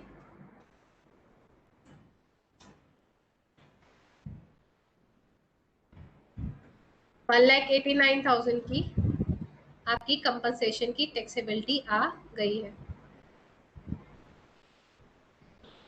तो जो अगर हम कंप्यूटेशन करेंगे, यहाँ क्वेश्चन ने मांगी हुई है 3 असेसमेंट ईयर की, 21-22, 22-23 और 23-24। तो हमारे पास जो वर्किंग आएगी, हमारे पास जो वर्किंग कंप्यूट करनी है, हमने 23-24 की करनी है और 20-21 की करनी है। इस पीरियड में कुछ भी नहीं हुआ है, ऑल्दो इस पीरियड में हमें 80% अमाउंट मिला है, बट इसमें हम कुछ भी वर्किंग नहीं करेंगे। एक्चुअली हम सारा टैक्स ऑलरेडी पे कर चुके हैं असेसमेंट ईयर के हिसाब से। जो नेक्स्ट वाला असेसमेंट ईयर है 22-23, उसमें हमने कोई एनहांस कंपनसेशन नहीं मिला है, कुछ भी टैक्सेबिलिटी नहीं आएगी। तो आप सिंपली लिख देंगे कि इस पीरियड में जो बीच वाला असेसमेंट ईयर आपके पास क्वेश्चन में दिया हुआ है assessment year 22-23, no taxable event took place, so no tax will be payable. Simple सी बात, कुछ ऐसा इवेंट आया ही नहीं है जो हमने टैक्स पे करना है. This part is clear. Enhance compensation वाला कीप इन योर माइंड कि जो एनहांस कंपनसेशन है, जो एनहांस कंपनसेशन है उसके केस में आपने पार्ट वाइज जब जब पार्ट मिल रहा है, जिस जिस पार्ट में पेमेंट मिल रही है उस पार्ट में इसकी टैक्सेबिलिटी करनी है.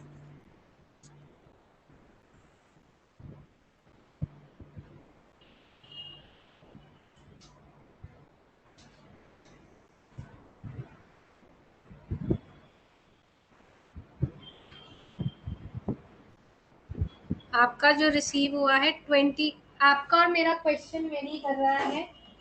मेरे पास जो मॉड्यूल है उसमें 22 की फिगर दी हुई है. यस मैम, 18 अगस्त 22 है. तो मैंने उसके हिसाब से असेसमेंट ईयर लिया है. आप भी अकॉर्डिंगली ले लें अपने पास में. अगर आपके पास को एक साल सारा डेटा एक एक साल का पीछे का होगा फिर आपके पास.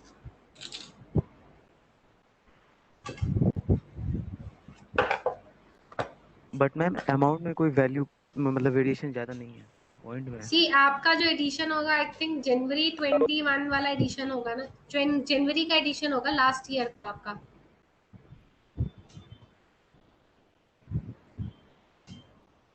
आप बच्चे अपना यस मैम. एडिशन देख लो. मेरे पास मार्च वाला एडिशन है, मार्च 21 वाला. नो मैम, मेरे पास जनवरी 21 वाला ही है. हाँ, तो हमारे ईयर्स वेरी करेंगे फिर उस केस में. नो मैम, इसमें भी तो वही है, 18 अगस्त 22. आप फिर देखो, फिर डेटा तो हमारा मैच करना चाहिए. यस अगर मैम, मैच कर रहे 22 हैं हम है लोग तो का. फिर 22 का तो चलेगा ही. वैसे साक्षी बच्चे आपके में फिर या तो वेरिएशन होगा हमारे इससे. रिसीव्ड हुआ 22 में ही है, अनाउंस अगस्त 21 में हुआ है. अब एक इसमें पार्ट आ जाता है आपका, ऑल्दो वो अदर सोर्सेज में आता है, इनकम फ्रॉम अदर सोर्सेज में. कई बार आपको जिस तरह एग्जाम के पॉइंट ऑफ व्यू से तो पूरा क्वेश्चन आ जाएगा, वहां तो आपको कैपिटल हेड गेन नहीं होगा ना, कि कैपिटल गेन का अलग होगा और बाकी अदर सोर्सेज का उधर कंबाइंड क्वेश्चन होगा. तो जो भी कंपनसेशन जिसे आप देख रहे हैं 13-14 में अनाउंस हुआ था, you are getting in 2021.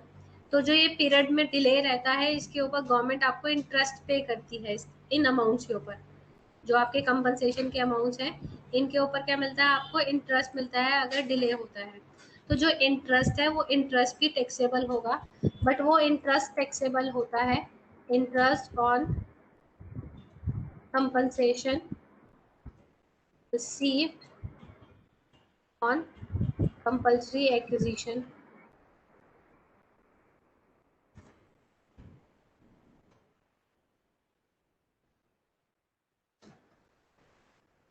Rule is this, ये टैक्सेबल होगा under the head other sources. First thing. Second thing जो यहाँ आएगी, इसमें आपको एग्जम्पशन मिलती है. There is an exemption of flat 50%. Exemption कितनी होगी, फ्लैट 50% की आपकी एग्जम्पशन रहेगी. तो लेट्स से अगर आपको क्वेश्चन में लिखा हुआ है कि you are getting 3 lakh as an interest, उसको आप सबसे पहले तो अदर सोर्सेज के अंदर क्लासीफाई करेंगे. रेस्ट आपने एग्जम्पशन देंगे 50% की. इतना पार्ट आपका टैक्सेबल होगा.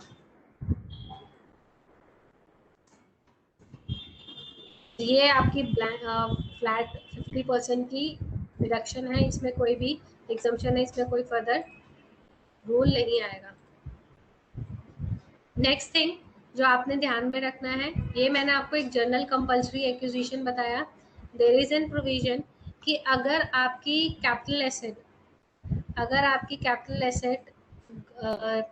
इन a form of agriculture land है, अगर आपकी कैपिटल एसेट एग्रीकल्चर लैंड है और गवर्नमेंट ने वो एक्वायर कर ली है, अगर आपके पास एग्रीकल्चर लैंड है, ये हम डिस्कस कर रहे हैं सेक्शन 1037 क्लॉज 37, सेक्शन 10 क्लॉज 37, ये सिर्फ इंडिविजुअल और एचएफ के लिए ही है कि अगर आपकी एग्रीकल्चर लैंड, रूरल तो कैपिटल एसेट होता नहीं है, रूरल तो कैपिटल एसेट होता ही नहीं है ना, रूरल एग्रीकल्चर लैंड, तो यहाँ क्वेश्चन किसका आया, अर्बन एग्रीकल्चर लैंड का आया कि अगर आपके पास में बीइंग एन इंडिविजुअल और एचएफ होते हुए कोई एग्रीकल्चर लैंड थी, रूरल कैपिटल एसेट नहीं है, urban agriculture land is a capital asset, और वो अगर कंपल्सरी गवर्नमेंट एक्वायर कर लेती है आपकी एसेट, अगर वो गवर्नमेंट आपकी कंपल्सरी एक्वायर कर लेती है एंड और यू पीपल जो जिसके नाम पर है, इंडिविजुअल के नाम पे है या एचएफ के नाम पे है, या वो इंडिविजुअल या उसके पेरेंट्स या एचएफ के मेंबर्स अगर उस पर्टिकुलर लैंड को एग्रीकल्चर पर्पसेस के लिए यूज कर रहे थे जिस भी दिन ट्रांसफर हुआ उससे 2 साल पहले तक, इन दैट केस जो भी गवर्नमेंट से एक्विजिशन, जो भी गवर्नमेंट से आपको पैसे मिले हैं, जो भी कंपनसेशन मिला है, दैट इज सिंपली एग्जाम्प्ट होगा, उसके ऊपर कोई टैक्स कंपटीशन आपने यहाँ पर नहीं करना है। द थिंग इज कि आपका जो लैंड है, this is your agriculture land, और अगर आप इंडिविजुअल एचएफ हो और you are using this property, इस लैंड को आप यूज कर रहे हो, लेट्स से गवर्नमेंट ने एक्वायर करा इसे, गवर्नमेंट ने एक्वायर करा इसे 2020 में, ठीक है, तो दे आर सेइंग कि 19 और 18 इस पीरियड में आप इन 2 सालों में जिस भी दिन एक्वायर होता है, लेट्स से जो भी एक डेट ले लेते हैं हम, उससे एग्जैक्ट 2 साल पहले तक आपने इस लैंड को यूज करना है एग्रीकल्चर पर्पस के लिए, और वो भी कौन यूज कर रहे होंगे इसको, इस पर्टिकुलर लैंड को एग्रीकल्चर पर्पस के लिए, इंडिविजुअल है वो खुद या उसके पेरेंट्स, इंडिविजुअल सेल्फ या उसके पेरेंट्स या एचएफ के मेंबर्स, अगर एचएफ का क्वेश्चन है तो। अगर इस लैंड को यूज कर रहे हैं एग्रीकल्चर पर्पस के लिए और इसे गवर्नमेंट ने एक्वायर कर लिया है, compulsory acquired by government, in that case there will be no tax, इस ट्रांजेक्शन पे, इस कंपल्सरी एक्विजिशन पे कोई भी टैक्स नहीं लगेगा, प्रोवाइडेड, अब दिमाग में आता है ये रूरल है या अर्बन है, ऐसा कुछ नहीं है, rural agriculture land is not a capital asset, और अगर वो कंपल्सरी एक्वायर होती भी है, if it is compulsory acquired by the government, तो उस केस में there will be no tax। अगर आपके पास रूरल एग्रीकल्चर लैंड है एंड यू आर यूजिंग, अगर आप उसको सेल आउट कर रहे हो तो कोई कैपिटल टैक्स नहीं है, हम उसमें यूसेज भी नहीं देखेंगे, हमने उसके अंदर यूसेज भी कंसीडर नहीं करनी है। बट अर्बन एग्रीकल्चर लैंड के केस में, अर्बन एग्रीकल्चर लैंड के केस में देयर आर कंडीशन कि लास्ट जो से प्रीसीडिंग 2 इयर्स है वो किस पर्पस के लिए होनी चाहिए, एग्रीकल्चर पर्पस के लिए यूज होनी चाहिए। अब यूसेज का क्वेश्चन आएगा और वो भी सेल्फ यूज के लिए होनी चाहिए, एग्रीकल्चर पर्पस के लिए, तो उसमें हमने कोई भी टैक्स कंप्यूट नहीं करना है। This is your section 10 clause 37। फिर इसके बाद हमारे पास आता है मैम, हाँ जी मैम इससे पहले वाला जो था interest on delay in compensation received वाला एक बार पॉइंट दिखाएगा मेरे को। हाँ जी, उसमें ये है कि आपका गवर्नमेंट से कंपनसेशन, अपना एक बार माइक म्यूट कर दें, ठीक है, थैंक यू। अब देखिए यहाँ पर जो मैंने प्रोविजन समझाया था ये कि आपके पास गवर्नमेंट ने डिसाइड कर दिया आपको कंपनसेशन देना है, जैसे हमने कुछ इंस्टेंसेस देखे उसमें आपको डिले मिल रहा है, आपको इमीडिएट कंपनसेशन का अमाउंट नहीं मिल रहा है, तो यहाँ पर जिससे अगर हम कहते हैं कि अगर हम कभी भी किसी को पैसे देने में डिले करते हैं तो वहाँ हर कोई पर्सन क्या लगाता है कि मेरे ब्याज का नुकसान हो गया, मेरे इंटरेस्ट का नुकसान हो गया उस पीरियड का, हम मुझसे इंटरेस्ट रिकवर करना चाहते हैं, ऐसे डेटर्स क्रेडिटर्स के साथ डील आउट करते हैं तब भी हमें इंटरेस्ट वगैरह का पार्ट मिलता है, तो ऐसे ही गवर्नमेंट को भी अगर हमने टैक्स पे करना होता है और वो हमें रिफंड करते हैं तो हम उस पर इंटरेस्ट पे करते हैं। कुछ टैक्स को डिले करते हैं जमा कराने पे, तब भी गवर्नमेंट हमसे इंटरेस्ट लेती है। सेम वे जब हमें कंपनसेशन मिलने में भी डिले होता है गवर्नमेंट से, तो हमें क्या मिलता है, इंटरेस्ट मिलता है जितना भी पीरियड डिले हुआ। तो वो टेंटेटिव एक डेट निकाल के देती है गवर्नमेंट जब भी ऐसा प्रपोजल आता है एक्विजिशन का, कि इस पर्टिकुलर डेट तक आपको पैसे मिल जाएंगे। अगर आपको इस डेट तक पैसे नहीं मिलेंगे तो आपको जो भी डिले होगा उस पीरियड का 12% का, 10% का, 8% का they will decide a rate, और आपको इंटरेस्ट मिलता रहता है, कैलकुलेट होता रहता है, एक्यूमुलेट होता रहता है। ठीक है।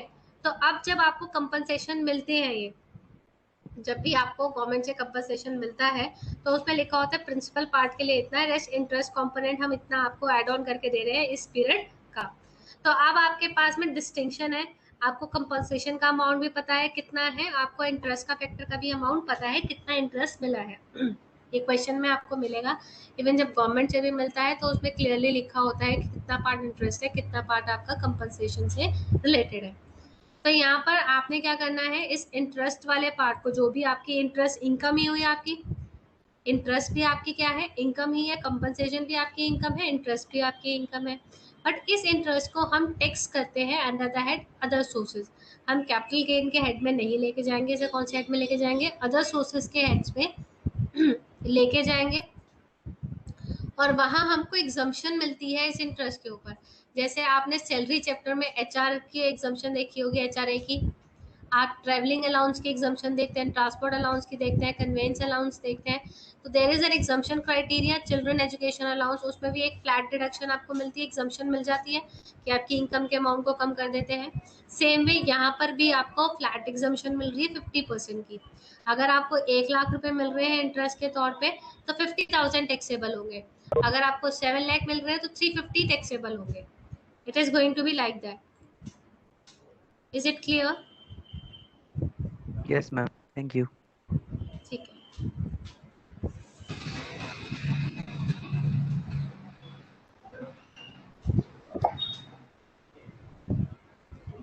नाउ नेक्स्ट जो हम पढ़ने जा रहे हैं इसमें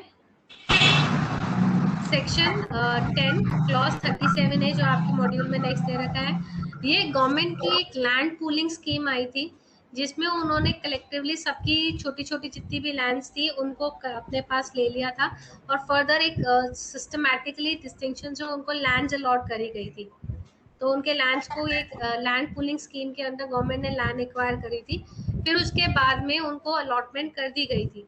तो यहाँ पर करा गया है कि भाई जो लैंड पूलिंग स्कीम में जिन भी लोगों ने अपनी लैंड और बिल्डिंग को दिया है, फर्स्ट कंडीशन इंडिविजुअल और एचओएफ के लिए ये ऑप्शन अलाउड है। इनके लिए सिर्फ इंडिविजुअल और एचओएफ हो तब आपको ये एग्जम्पशन मिलेगी। सेकेंड थिंग, जो आपकी ओनरशिप है इस लैंड और बिल्डिंग की वो 2 जून 2014 से पहले की होनी चाहिए। SSC is owner of asset being land और बिल्डिंग और बोथ ऑन 2 जून 2014, जब ये स्कीम लॉन्च करी थी उसकी एक particular date cut off date ले रखी है कि उस दिन पे आप ओनर होने चाहिए। तो जो भी कैपिटल गेन अराइज होगा, जो भी आपने लैंड पूलिंग स्कीम के अंदर में अपनी गवर्नमेंट को लैंड दी है, तो उस केस में कह रहे हैं जो भी कैपिटल गेन अगर आपके पास अराइज आता है तो उसमें कोई भी कैपिटल गेन कंप्यूट नहीं करा जाएगा। सिंपल रूलिंग ये है कि भाई बेसिकली फार्मर्स को एक बेनिफिट दिया जा रहा है, पहले उनकी उन्होंने लैंड एग्जम्प्ट कर दी, दूसरा कंपलसरी एक्विजिशन ये केस में, और लैंड पूलिंग स्कीम में भी जिन्होंने पुरानी लैंड दी फिर रिकंस्टिट्यूटेड प्लॉट्स और लैंड रिसीव करे गवर्नमेंट से, तो उनके ऊपर भी कोई टैक्सेबिलिटी नहीं आएगी। Next provision we are moving towards 45(5)(a), that is your joint development agreement। ये joint development agreement कौन से होते हैं? joint development agreement जैसे मैंने डिस्कस भी करा था आप लोगों के साथ में कि बिल्डर्स ने एक नई स्कीम लॉन्च करी थी, ऑल्दो इट्स ईयर बैक, 10-15 साल से ज़्यादा हो चुके हैं इन स्कीम्स को, जहाँ ब्रोकर आता है आपके पास, आपकी प्रॉपर्टी ले लेता है और आपको कहता है मैं रिकंस्ट्रक्ट करके दे दूंगा, तो आप उसके बदले में मुझे 2 फ्लैट्स दे दीजिएगा, मेरे को 2 फ्लोर दे दीजिएगा, 1 फ्लोर दे दीजिएगा, जो भी आपका नेगोशिएशन होता है। इवन इस ट्रांजैक्शन को भी हमने कहा था ट्रांसफर माना जाएगा। जब ट्रांसफर माना जाएगा यानी टैक्सेबिलिटी आएगी। अब क्वेश्चन अराइजेस, कॉस्ट तो मुझे बीइंग एन ओनर, लेट से मेरी बिल्डिंग है, कोई मेरे पास आया, मेरे पास पुराने फ्लोर, मेरे पास 2 फ्लोर का घर बना हुआ था, अब वो घर बहुत पुराना बन गया, 40-50 साल हो गए उस घर को बने हुए, रिकंस्ट्रक्शन मेरे पास पैसा नहीं है उसको दोबारा बनाने के लिए। एक ब्रोकर मुझे ऑफर देता है कि ठीक है मैं आपका घर दोबारा बना देता हूँ, उसके बदले में आप मुझे 2 फ्लोर दे देना। मेरे को भी ठीक है, 2 फ्लोर में मैं अभी भी रह रही थी, 2 फ्लोर में मैं तब भी रहूंगी।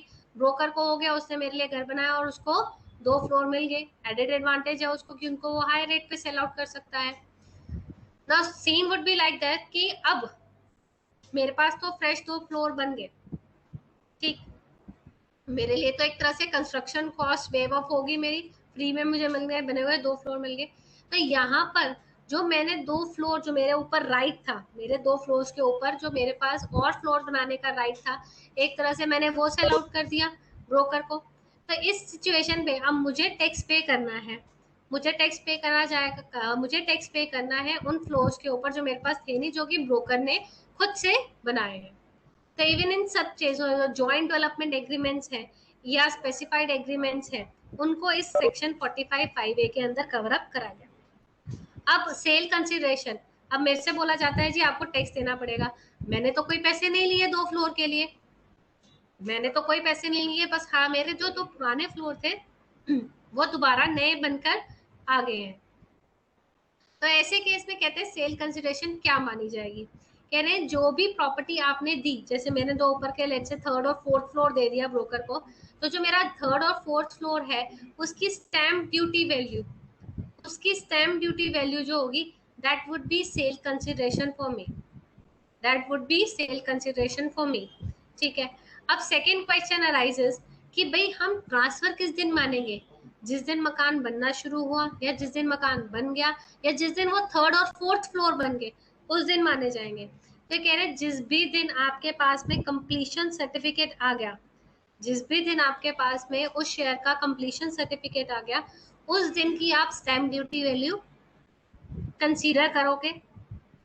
और अगर आपने ब्रोकर से कुछ कैश पेमेंट रिसीव करे हैं तो वो आपने कंसीडर करना है। ठीक, that this would be my sale consideration.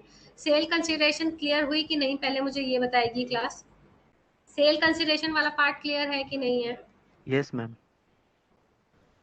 Now second part is cost क्या रहेगी। कॉस्ट, जब मैंने घर खरीदा था, जो मेरा पुराना घर बना हुआ था, वो तो पूरा घर था, पूरी जो कॉस्टिंग है वो तो पूरे घर की है। अब तो 4 फ्लोर बन गए हैं, तो मैंने तो सेल आउट कर दिए 2 फ्लोर। कॉस्ट कैसे निकालेंगे, क्या मैं पूरे घर की कॉस्ट ले लूं? नहीं, मैं पूरे घर की कॉस्ट नहीं लूंगी, मैं उसे प्रोपोर्शनेटली कंसीडर करूंगी। उसका क्या करेंगे, प्रोपोर्शनेट कॉस्ट निकालेंगे। तो जो मेरी ओरिजिनल कॉस्ट थी, 4 फ्लोर अगर बन गए हैं तो मैं 4 में डिवाइड कर दूंगी उस कॉस्ट को। लेट्स से अगर 10 लाख में मैंने परचेज करा था, 2 लाख 50 पर फ्लोर की कॉस्ट हो जाएगी, और इनटू 2 करके जो मैंने सेल कर रहे हैं, तो मेरे पास टोटल 2 फ्लोर की कॉस्टिंग कितनी आ जाएगी, 5 लाख की। तो आपने इस तरीके से प्रोपोर्शनेट कॉस्ट कंसीडर करनी है, पूरे घर की कॉस्ट आप नहीं लेंगे। इंडेक्सेशन का बेनिफिट, इंडेक्सेशन आपको मिलेगा। डेट ऑफ ट्रांसफर हमने क्या माना, डेट ऑफ ट्रांसफर क्या होगा, जो हमारी कंप्लीशन सर्टिफिकेट में डेट दी होगी, जो हमारी कंप्लीशन सर्टिफिकेट में डेट दी होगी, that would be our date of transfer, और तब तक का हमें इंडेक्सेशन मिलेगा। नेक्स्ट इज टैक्सेबल कब होगा, टैक्सेबिलिटी कब आएगी। चार्जेबिलिटी और टैक्सेबिलिटी सेम इवेंट में ही है। यहाँ पर हम पैसे आने या जाने का इंतजार नहीं करेंगे। जब भी आपके पास सर्टिफिकेट आ जाता है, जब भी आपके पास सर्टिफिकेट आ जाता है, या पूरे घर के बनने का या पार्ट कंप्लीशन का, तभी उसको कंसीडर कर दिया जाएगा। इस पे आपके मॉड्यूल में कोई क्वेश्चन नहीं है। आई जस्ट रीड आउट कि इसमें मुझे कोई क्वेश्चन मिलेगा तो इन माय सब्सिक्वेंट क्लास जो सैटरडे को है आप लोगों के साथ में, Saturday will discuss a question on this part as well. For the time being just keep in the grips of this content की सेल कंसिडरेशन क्या रहेगी और इंडेक्सेशन का बेनिफिट कब तक हमें मिलेगा।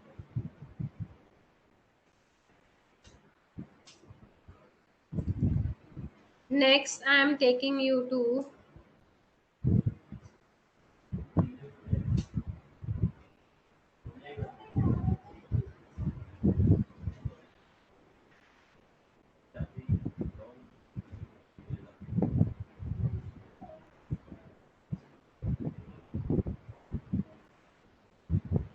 We are having 15 minutes now ना, तो इसके ऊपर 50B पेज नंबर 278 है मेरी बुक में, capital gain in case of slump sale, very easy part.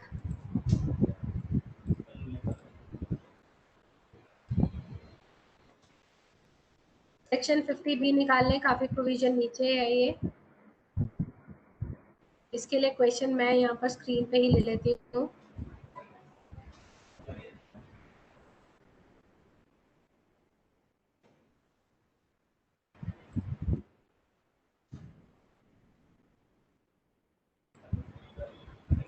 ये क्वेश्चन मैंने स्क्रीन पे भी फिलहाल कॉपी करा है। क्वेश्चन करने से पहले हम जरा प्रोविजन को समझते हैं, प्रोविजन है क्या। Provision is slump sale. Slump sale माने यहाँ पर जो एक बिजनेस है, हम एक पूरे के पूरे बिजनेस यूनिट को सेल आउट कर रहे हैं। हम इस क्वेश्चन में या इस पार्ट में एक पूरे बिजनेस यूनिट को सेल कर रहे हैं without assigning any value to a specific asset. Let's say मेरे पास में 3 यूनिट्स चल रहे हैं। हम एक कोचिंग इंस्टीट्यूट का एग्जांपल लेते हैं। एक यूनिट सीए की कोचिंग देती है, एक यूनिट सीएस की कोचिंग देती है, एक यूनिट सीएमए की कोचिंग देती है। I am just transferring this CA वाली यूनिट की जो सेंटर था उसको मैं सेल आउट कर रही हूँ, और इसके लिए इस पे मेरे पास असेट्स के तौर पे फर्नीचर है, लैपटॉप है, प्रोजेक्टर है, चेयर्स है, बिल्डिंग है जिस बिल्डिंग में होती है। यहाँ पर सारी की सारी एसेट्स है, कुछ डेटर्स हैं, कुछ बच्चे जिनकी फीस आनी है, कुछ टीचर्स को पेमेंट करनी है, वो लाइबिलिटीज में खड़े हैं, कुछ कैपिटल अमाउंट डला हुआ है। ठीक, तो यहाँ पर I am just transferring 1 unit, और 1 यूनिट एज एन होल में ट्रांसफर कर रही हूँ। कोई पर्सन मेरे पास आया कि मुझे अपना सीए वाला डिपार्टमेंट दे दो, मैं वो संभाल लूंगा, उसके लिए बताओ आपको पैसे कितने चाहिए। तो यहाँ पर मैंने पूरी की पूरी अपनी यूनिट किसी को ट्रांसफर कर दी है, और यहाँ पर जितने भी एसेट है मैं किसी को एक एक वैल्यू नहीं दे रही, एक टोटल लमसम अमाउंट मैंने कैप्चर कर लिया उस पर्सन से। मैंने यहाँ पर क्या है, एक लमसम अमाउंट रिसीव करा है। Here we are selling a business in a one amount। एक वन अमाउंट के ऊपर होता है, जैसे कोई आया बिजनेस के लिए, अपनी यूनिट दो, बताओ क्या अमाउंट कोट करते हो, अपना पैसा लो और जाओ यहाँ से। तो सारा सेटअप वो एज इट इज सब कुछ कैप्चर करेगा, सारी एसेट्स उसकी, सारी लाइबिलिटीज उसकी, और हम बिल्कुल फ्री हो जाएंगे बाय साइनिंग दी एग्रीमेंट। ठीक, की कंडीशन हेयर इज कि आपने किसी भी एसेट को स्पेसिफिकली वैल्यू असाइन नहीं करनी कि बिल्डिंग के इतने पैसे हुए, लैंड के इतने पैसे हुए, फर्नीचर के इतने पैसे हुए, एसी के इतने पैसे हुए, जो चेयर्स लगी हुई हैं उसके पैसे इतने हुए, इलेक्ट्रिक फिटिंग के। तो आप किसी को भी स्पेसिफिक वैल्यू असाइन नहीं करोगे। अगर आपने स्पेसिफिक वैल्यू असाइन कर दी तो उस केस में ये स्लम सेल नहीं ट्रीट करा जाएगा, नॉर्मल कैपिटल गेन के प्रोसेस की तरह एसेट्स की सेल कंसीडर करी जाएगी। Key thing is clear. Selling unit in lump sum price without assigning value to any asset। But हाँ, यहाँ पर एक आपके पास सिचुएशन ऐसी आएगी जब आप इन एसेट की रजिस्ट्रेशन कराने जाएंगे। लेट्स से इन एसेट में लैंड और बिल्डिंग है, जब आप रजिस्ट्रेशन कराने जाएंगे अपने नाम पर, तो वहां पर रजिस्ट्रार आपसे वैल्यू पूछेगा। अगर आपने इस पर्पस के लिए वैल्यू आपने बताई है, that will not key thing कि जिससे ये रूल वायलेट हो जाए आपका। आपने लमसम अमाउंट कंसीडर करा है तो we are going to consider it's lump sale. हाँ, रजिस्ट्रेशन पर्पस के लिए अगर आपको कहीं वैल्यू देनी पड़ी तो ये रूल ओवर रूल नहीं माना जाएगा, विल कंसीडर इट, ठीक है आपने रूल फॉलो किया है ना। आपने एक फेस पे यूनिट सेल कर दी है। अब जब हम कैपिटल गेन कंप्यूट करेंगे, अब इसमें ऐसी भी कुछ एसेट होंगी जो कैपिटल एसेट होंगी और वो नहीं भी होंगी। बिजनेस के अंदर कुछ एसेट ऐसे भी होंगे, डेप्रिशिएबल एसेट भी होंगी, नॉन डेप्रिशिएबल एसेट्स भी होंगी, और कुछ ऐसी एसेट होंगी जो कैपिटल एसेट नहीं है, बट स्टिल अब उस पर भी हम यहाँ पर कैपिटल गेन के अंदर कंसीडर करेंगे। इंक्लूसिव है without considering the fact, will ignore this fact कि वो सारी कैपिटल एसेट है या नहीं है, उस समय कोई फर्क नहीं पड़ता है। सेकेंड थिंग हमने यहाँ देखना है कि ये कैसे टाइप की एसेट है, type of capital asset long term है या शॉर्ट टर्म है। अब ये कैसे डिसाइड करना पड़ेगा? लेट्स से इसमें लैंड एंड बिल्डिंग भी है, इसमें मशीनरी भी है, इसमें इन्वेस्टमेंट भी है, तो लॉन्ग टर्म शॉर्ट टर्म कैसे डिसाइड होगा? तो उसके लिए कहते हैं आप डेट ऑफ इनकॉर्पोरेशन लेंगे, इस यूनिट की डेट ऑफ इनकॉर्पोरेशन लेंगे and till consider date of transfer. और यहाँ पर आप 36 मंथ का क्राइटेरिया लेकर चलेंगे for deciding whether this is long term और शॉर्ट टर्म। अगर ये लॉन्ग टर्म भी निकल आता है, अगर ये स्केल जो है आपने यूनिट का लॉन्ग टर्म यूनिट भी निकल जाता है, even here we are not going to give the benefit of indexation, no indexation would be apply है। इंडेक्सेशन आपने अप्लाई नहीं करना है, इस लंप सेल में आपने इंडेक्सेशन अप्लाई नहीं करना है ना, बस आपने लॉन्ग टर्म शॉर्ट टर्म निकाल लेना है। फिर दिमाग में आता है कि ये लॉन्ग टर्म शॉर्ट टर्म निकालने का पर्पस क्या हुआ? लॉन्ग टर्म और शॉर्ट टर्म के बेसिस पे will get the tax rate. Long term short term इसलिए कर रहे हैं ताकि हमें टैक्स रेट क्लियर हो जाए कि हमने टैक्स रेट कौन सा लेना है, 10-20% वाला लेना है या हम नॉर्मल वाले केस में रहेंगे। बस इससे ये एडवांटेज हमारे पास रहेगा। तो नाउ थिंग इज, जब हम कंप्यूटेशन निकाल रहे हैं कर रहे हैं तो we need the sale consideration. ठीक है, हमने मान लिया सेल कंसिडरेशन आपके पास में है कि आपने कितने अमाउंट में डील करा है, ठीक है, वो आपके पास सेल कंसिडरेशन है। मेन क्वेश्चन आता है यहाँ पर कॉस्ट ऑफ एक्विजिशन का, कि यहाँ पर मेरे पास डिफरेंट एसेट्स है, मेरे पास एक एसेट नहीं है, मेरे पास एन नंबर ऑफ एसेट्स है, तो हाउ विल डिसाइड की कॉस्ट ऑफ एक्विजिशन किसकी क्या ली जाए? डेप्रिशिएबल के केस में तो विल टेक डब्ल्यूडीवी, ठीक है, बाकी की केस में हम कौन सी एसेट लेके जाएंगे? यहाँ कहते हैं cost of acquisition would B net worth. Cost of acquisition क्या रहेगी? नेटवर्थ होगी बिजनेस की, और नेटवर्थ का फॉर्मूला क्या होता है? Assets minus liabilities. आप एसेट्स में से लायबिलिटीज माइनस कर देंगे और हमारे पास नेटवर्थ आ जाएगी, ठीक है। असेट्स भी हमारे पास दो टाइप के होंगे, डेप्रिशिएबल और नॉन डेप्रिशिएबल। उनमें हम कैसे डिसाइड करेंगे? कह रहे हैं जो नॉन डेप्रिशिएबल एसेट हैं उनकी तो आप सिंपली बुक वैल्यू ले लो, और जो डेप्रिशिएबल वाले हैं उनके लिए हमने डब्ल्यूडीवी लेनी है, WDV as per income tax act rules. वो हम किस बेस पे लेंगे? इनकम टैक्स एक्ट के रूल के हिसाब से लेंगे। लाइबिलिटीज के लिए will take the book value only.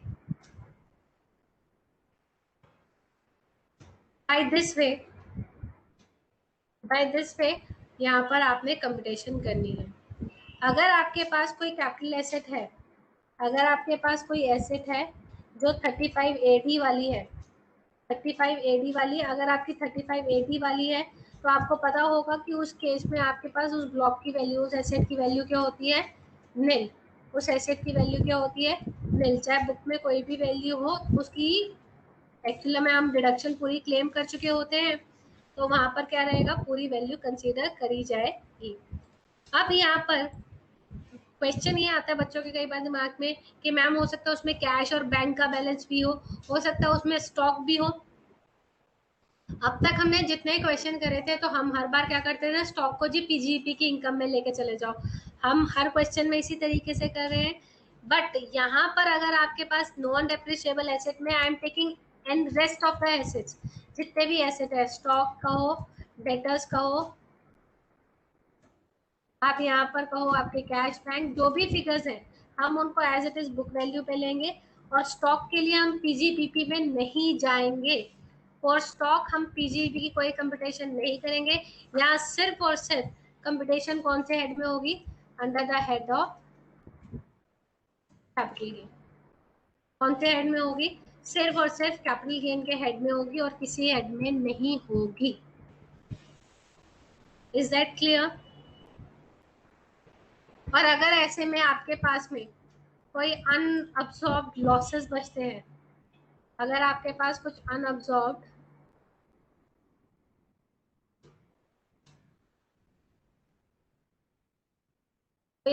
Losses होंगे इस पर्टिकुलर यूनिट के, वो भी आपने क्या करने हैं? जो ट्रांसफर कंपनी है, ट्रांसफर कंपनी जो ट्रांसफर कंपनी है वो उसी के पास रहेंगे, ट्रांसफरी कंपनी के पास नहीं आएंगे, ठीक है। तो जो बेनिफिट्स हैं फॉर अनअब्सॉर्ब लॉस और डेप्रिसिएशन, जो भी हमने यूनिट ट्रांसफर करी है, ऑल्दो इसको जब हम सेट ऑफ कैरी फॉरवर्ड का पार्ट करेंगे वहां पर भी डिस्कस करेंगे और you will get the idea about that कि वो हमने किसको पास ऑन कर दें, ट्रांसफर के पास ही रहेगा बेनिफिट। ट्रांसफर कौन होता है, कोई बच्चा बताएगा?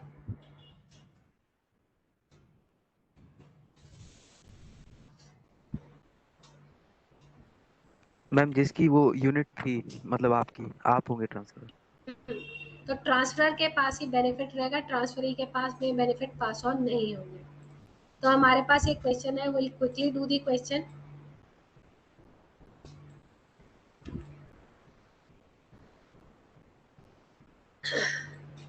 एक्स लिमिटेड, इलस्ट्रेशन 16 है, आपके मॉड्यूल में भी होगा। एक्स लिमिटेड है several undertaking carrying on several businesses during the year 2021। The company sold one of its undertaking as it was continuously generating loss since last 5 years for a lump sum value of 300 lakhs without assigning value to individual asset and liability. So it is a clear cut case of slump sale. Book value of sundry assets and liability of the undertaking as on the date is as under। हमारे पास book value भी है, market value भी है, question ने एक brokerage भी दी है 5% की, और हमें बोला है कैपिटल गेन कंप्यूट करो। तो देखो हमारे को क्या क्या फिगर्स चाहिए, मुझे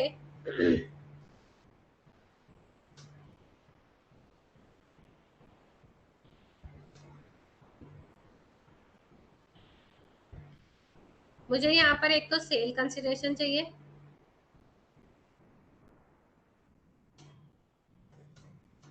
और कॉस्ट ऑफ एक्विजिशन चाहिए। क्वेश्चन ने हमें, देखो अब यहाँ पर क्वेश्चन तो तुम मुझे पढ़ के बता सकते हो इस क्वेश्चन से कि ये लॉन्ग टर्म है या शॉर्ट टर्म है, कोई बता सकता है ये लॉन्ग टर्म माना जाएगा या शॉर्ट टर्म माना जाएगा? Long term. लॉन्ग टर्म आपको ये कहेगा कि हमें एक्विजिशन की डेट नहीं है। आप यहाँ देखें लाइन में, उन्होंने हमें क्लियरली 5 बता दिया है कि years। लास्ट 5 ईयर से देयर इज अ लॉस। तो यस मैम। यानी 36 मंथ का क्राइटेरिया हमारा जनरल बनता है यहाँ पर। तो it is a clear cut case of long term working. But यहाँ पर हमने कंपटीशन करना नहीं है, इंडेक्सेशन नहीं करना है। Long term capital asset sale consideration तो विल टेक 300 lakhs, इन लैक्स लिख लेते हैं फिगर्स को।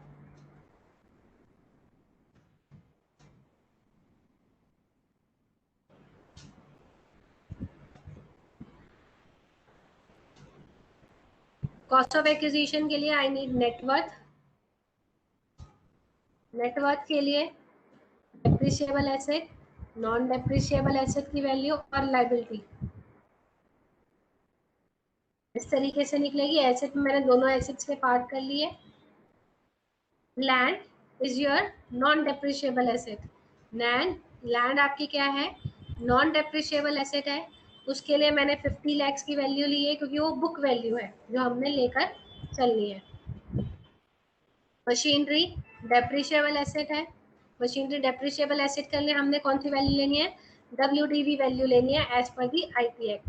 Furniture again your depreciable asset, WDV as per IP। Non depreciable में we are having stock, we are having debtors. Creditors के केस में we are having 50 lakhs amount. तो जो मार्केट वैल्यू है उसकी कोई रेलेवेंस नहीं है इस पार्ट में। मार्केट वैल्यू की कोई भी रेलिवेंस हमारे पास में नहीं है। By this way we will going to calculate this thing. ये पार्ट क्लियर है कि नहीं, मैंने वैल्यूज कैसे असाइन करी है? Just quickly let me know कि ये वैल्यूज क्लियर है कि नहीं। ओके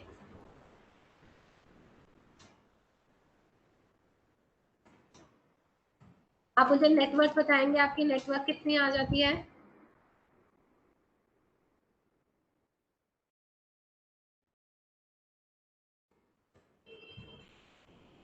नेटवर्क कितनी आ रही है आप लोग की? Will add up this to.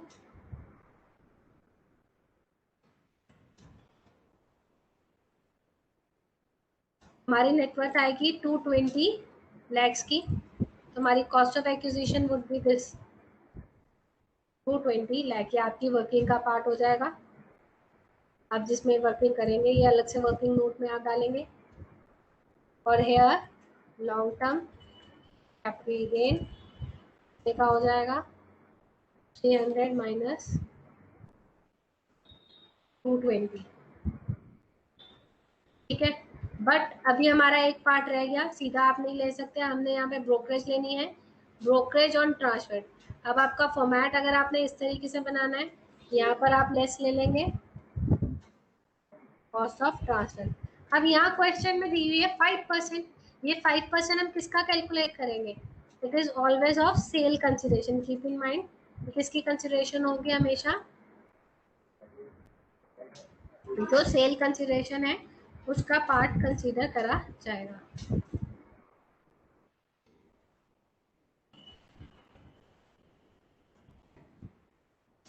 ये पार्ट क्लियर है कि नहीं आप लोग को?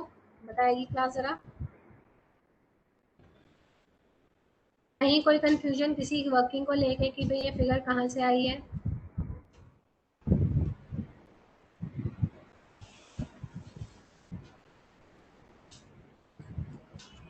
Okay fine.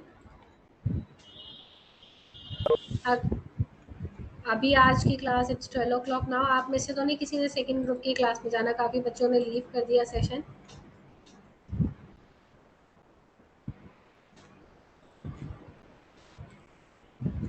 अगर आपने कैपिटल गेन के रिस्पेक्ट में कोई क्वेरी पूछनी है, you can ask the query. I am available यार। जिस बच्चे को अगर आज के बताए हुए भी कंटेंट में कुछ समझना है, they can ask,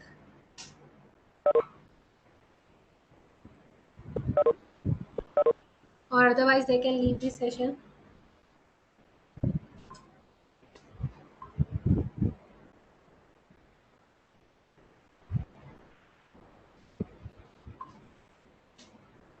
Okay, thank you very much class।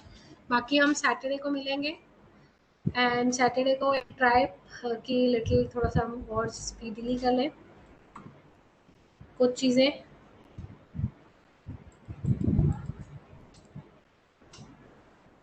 Thank you ma'am. Okay, thank you very much class। I'm just leaving this session now. Bye।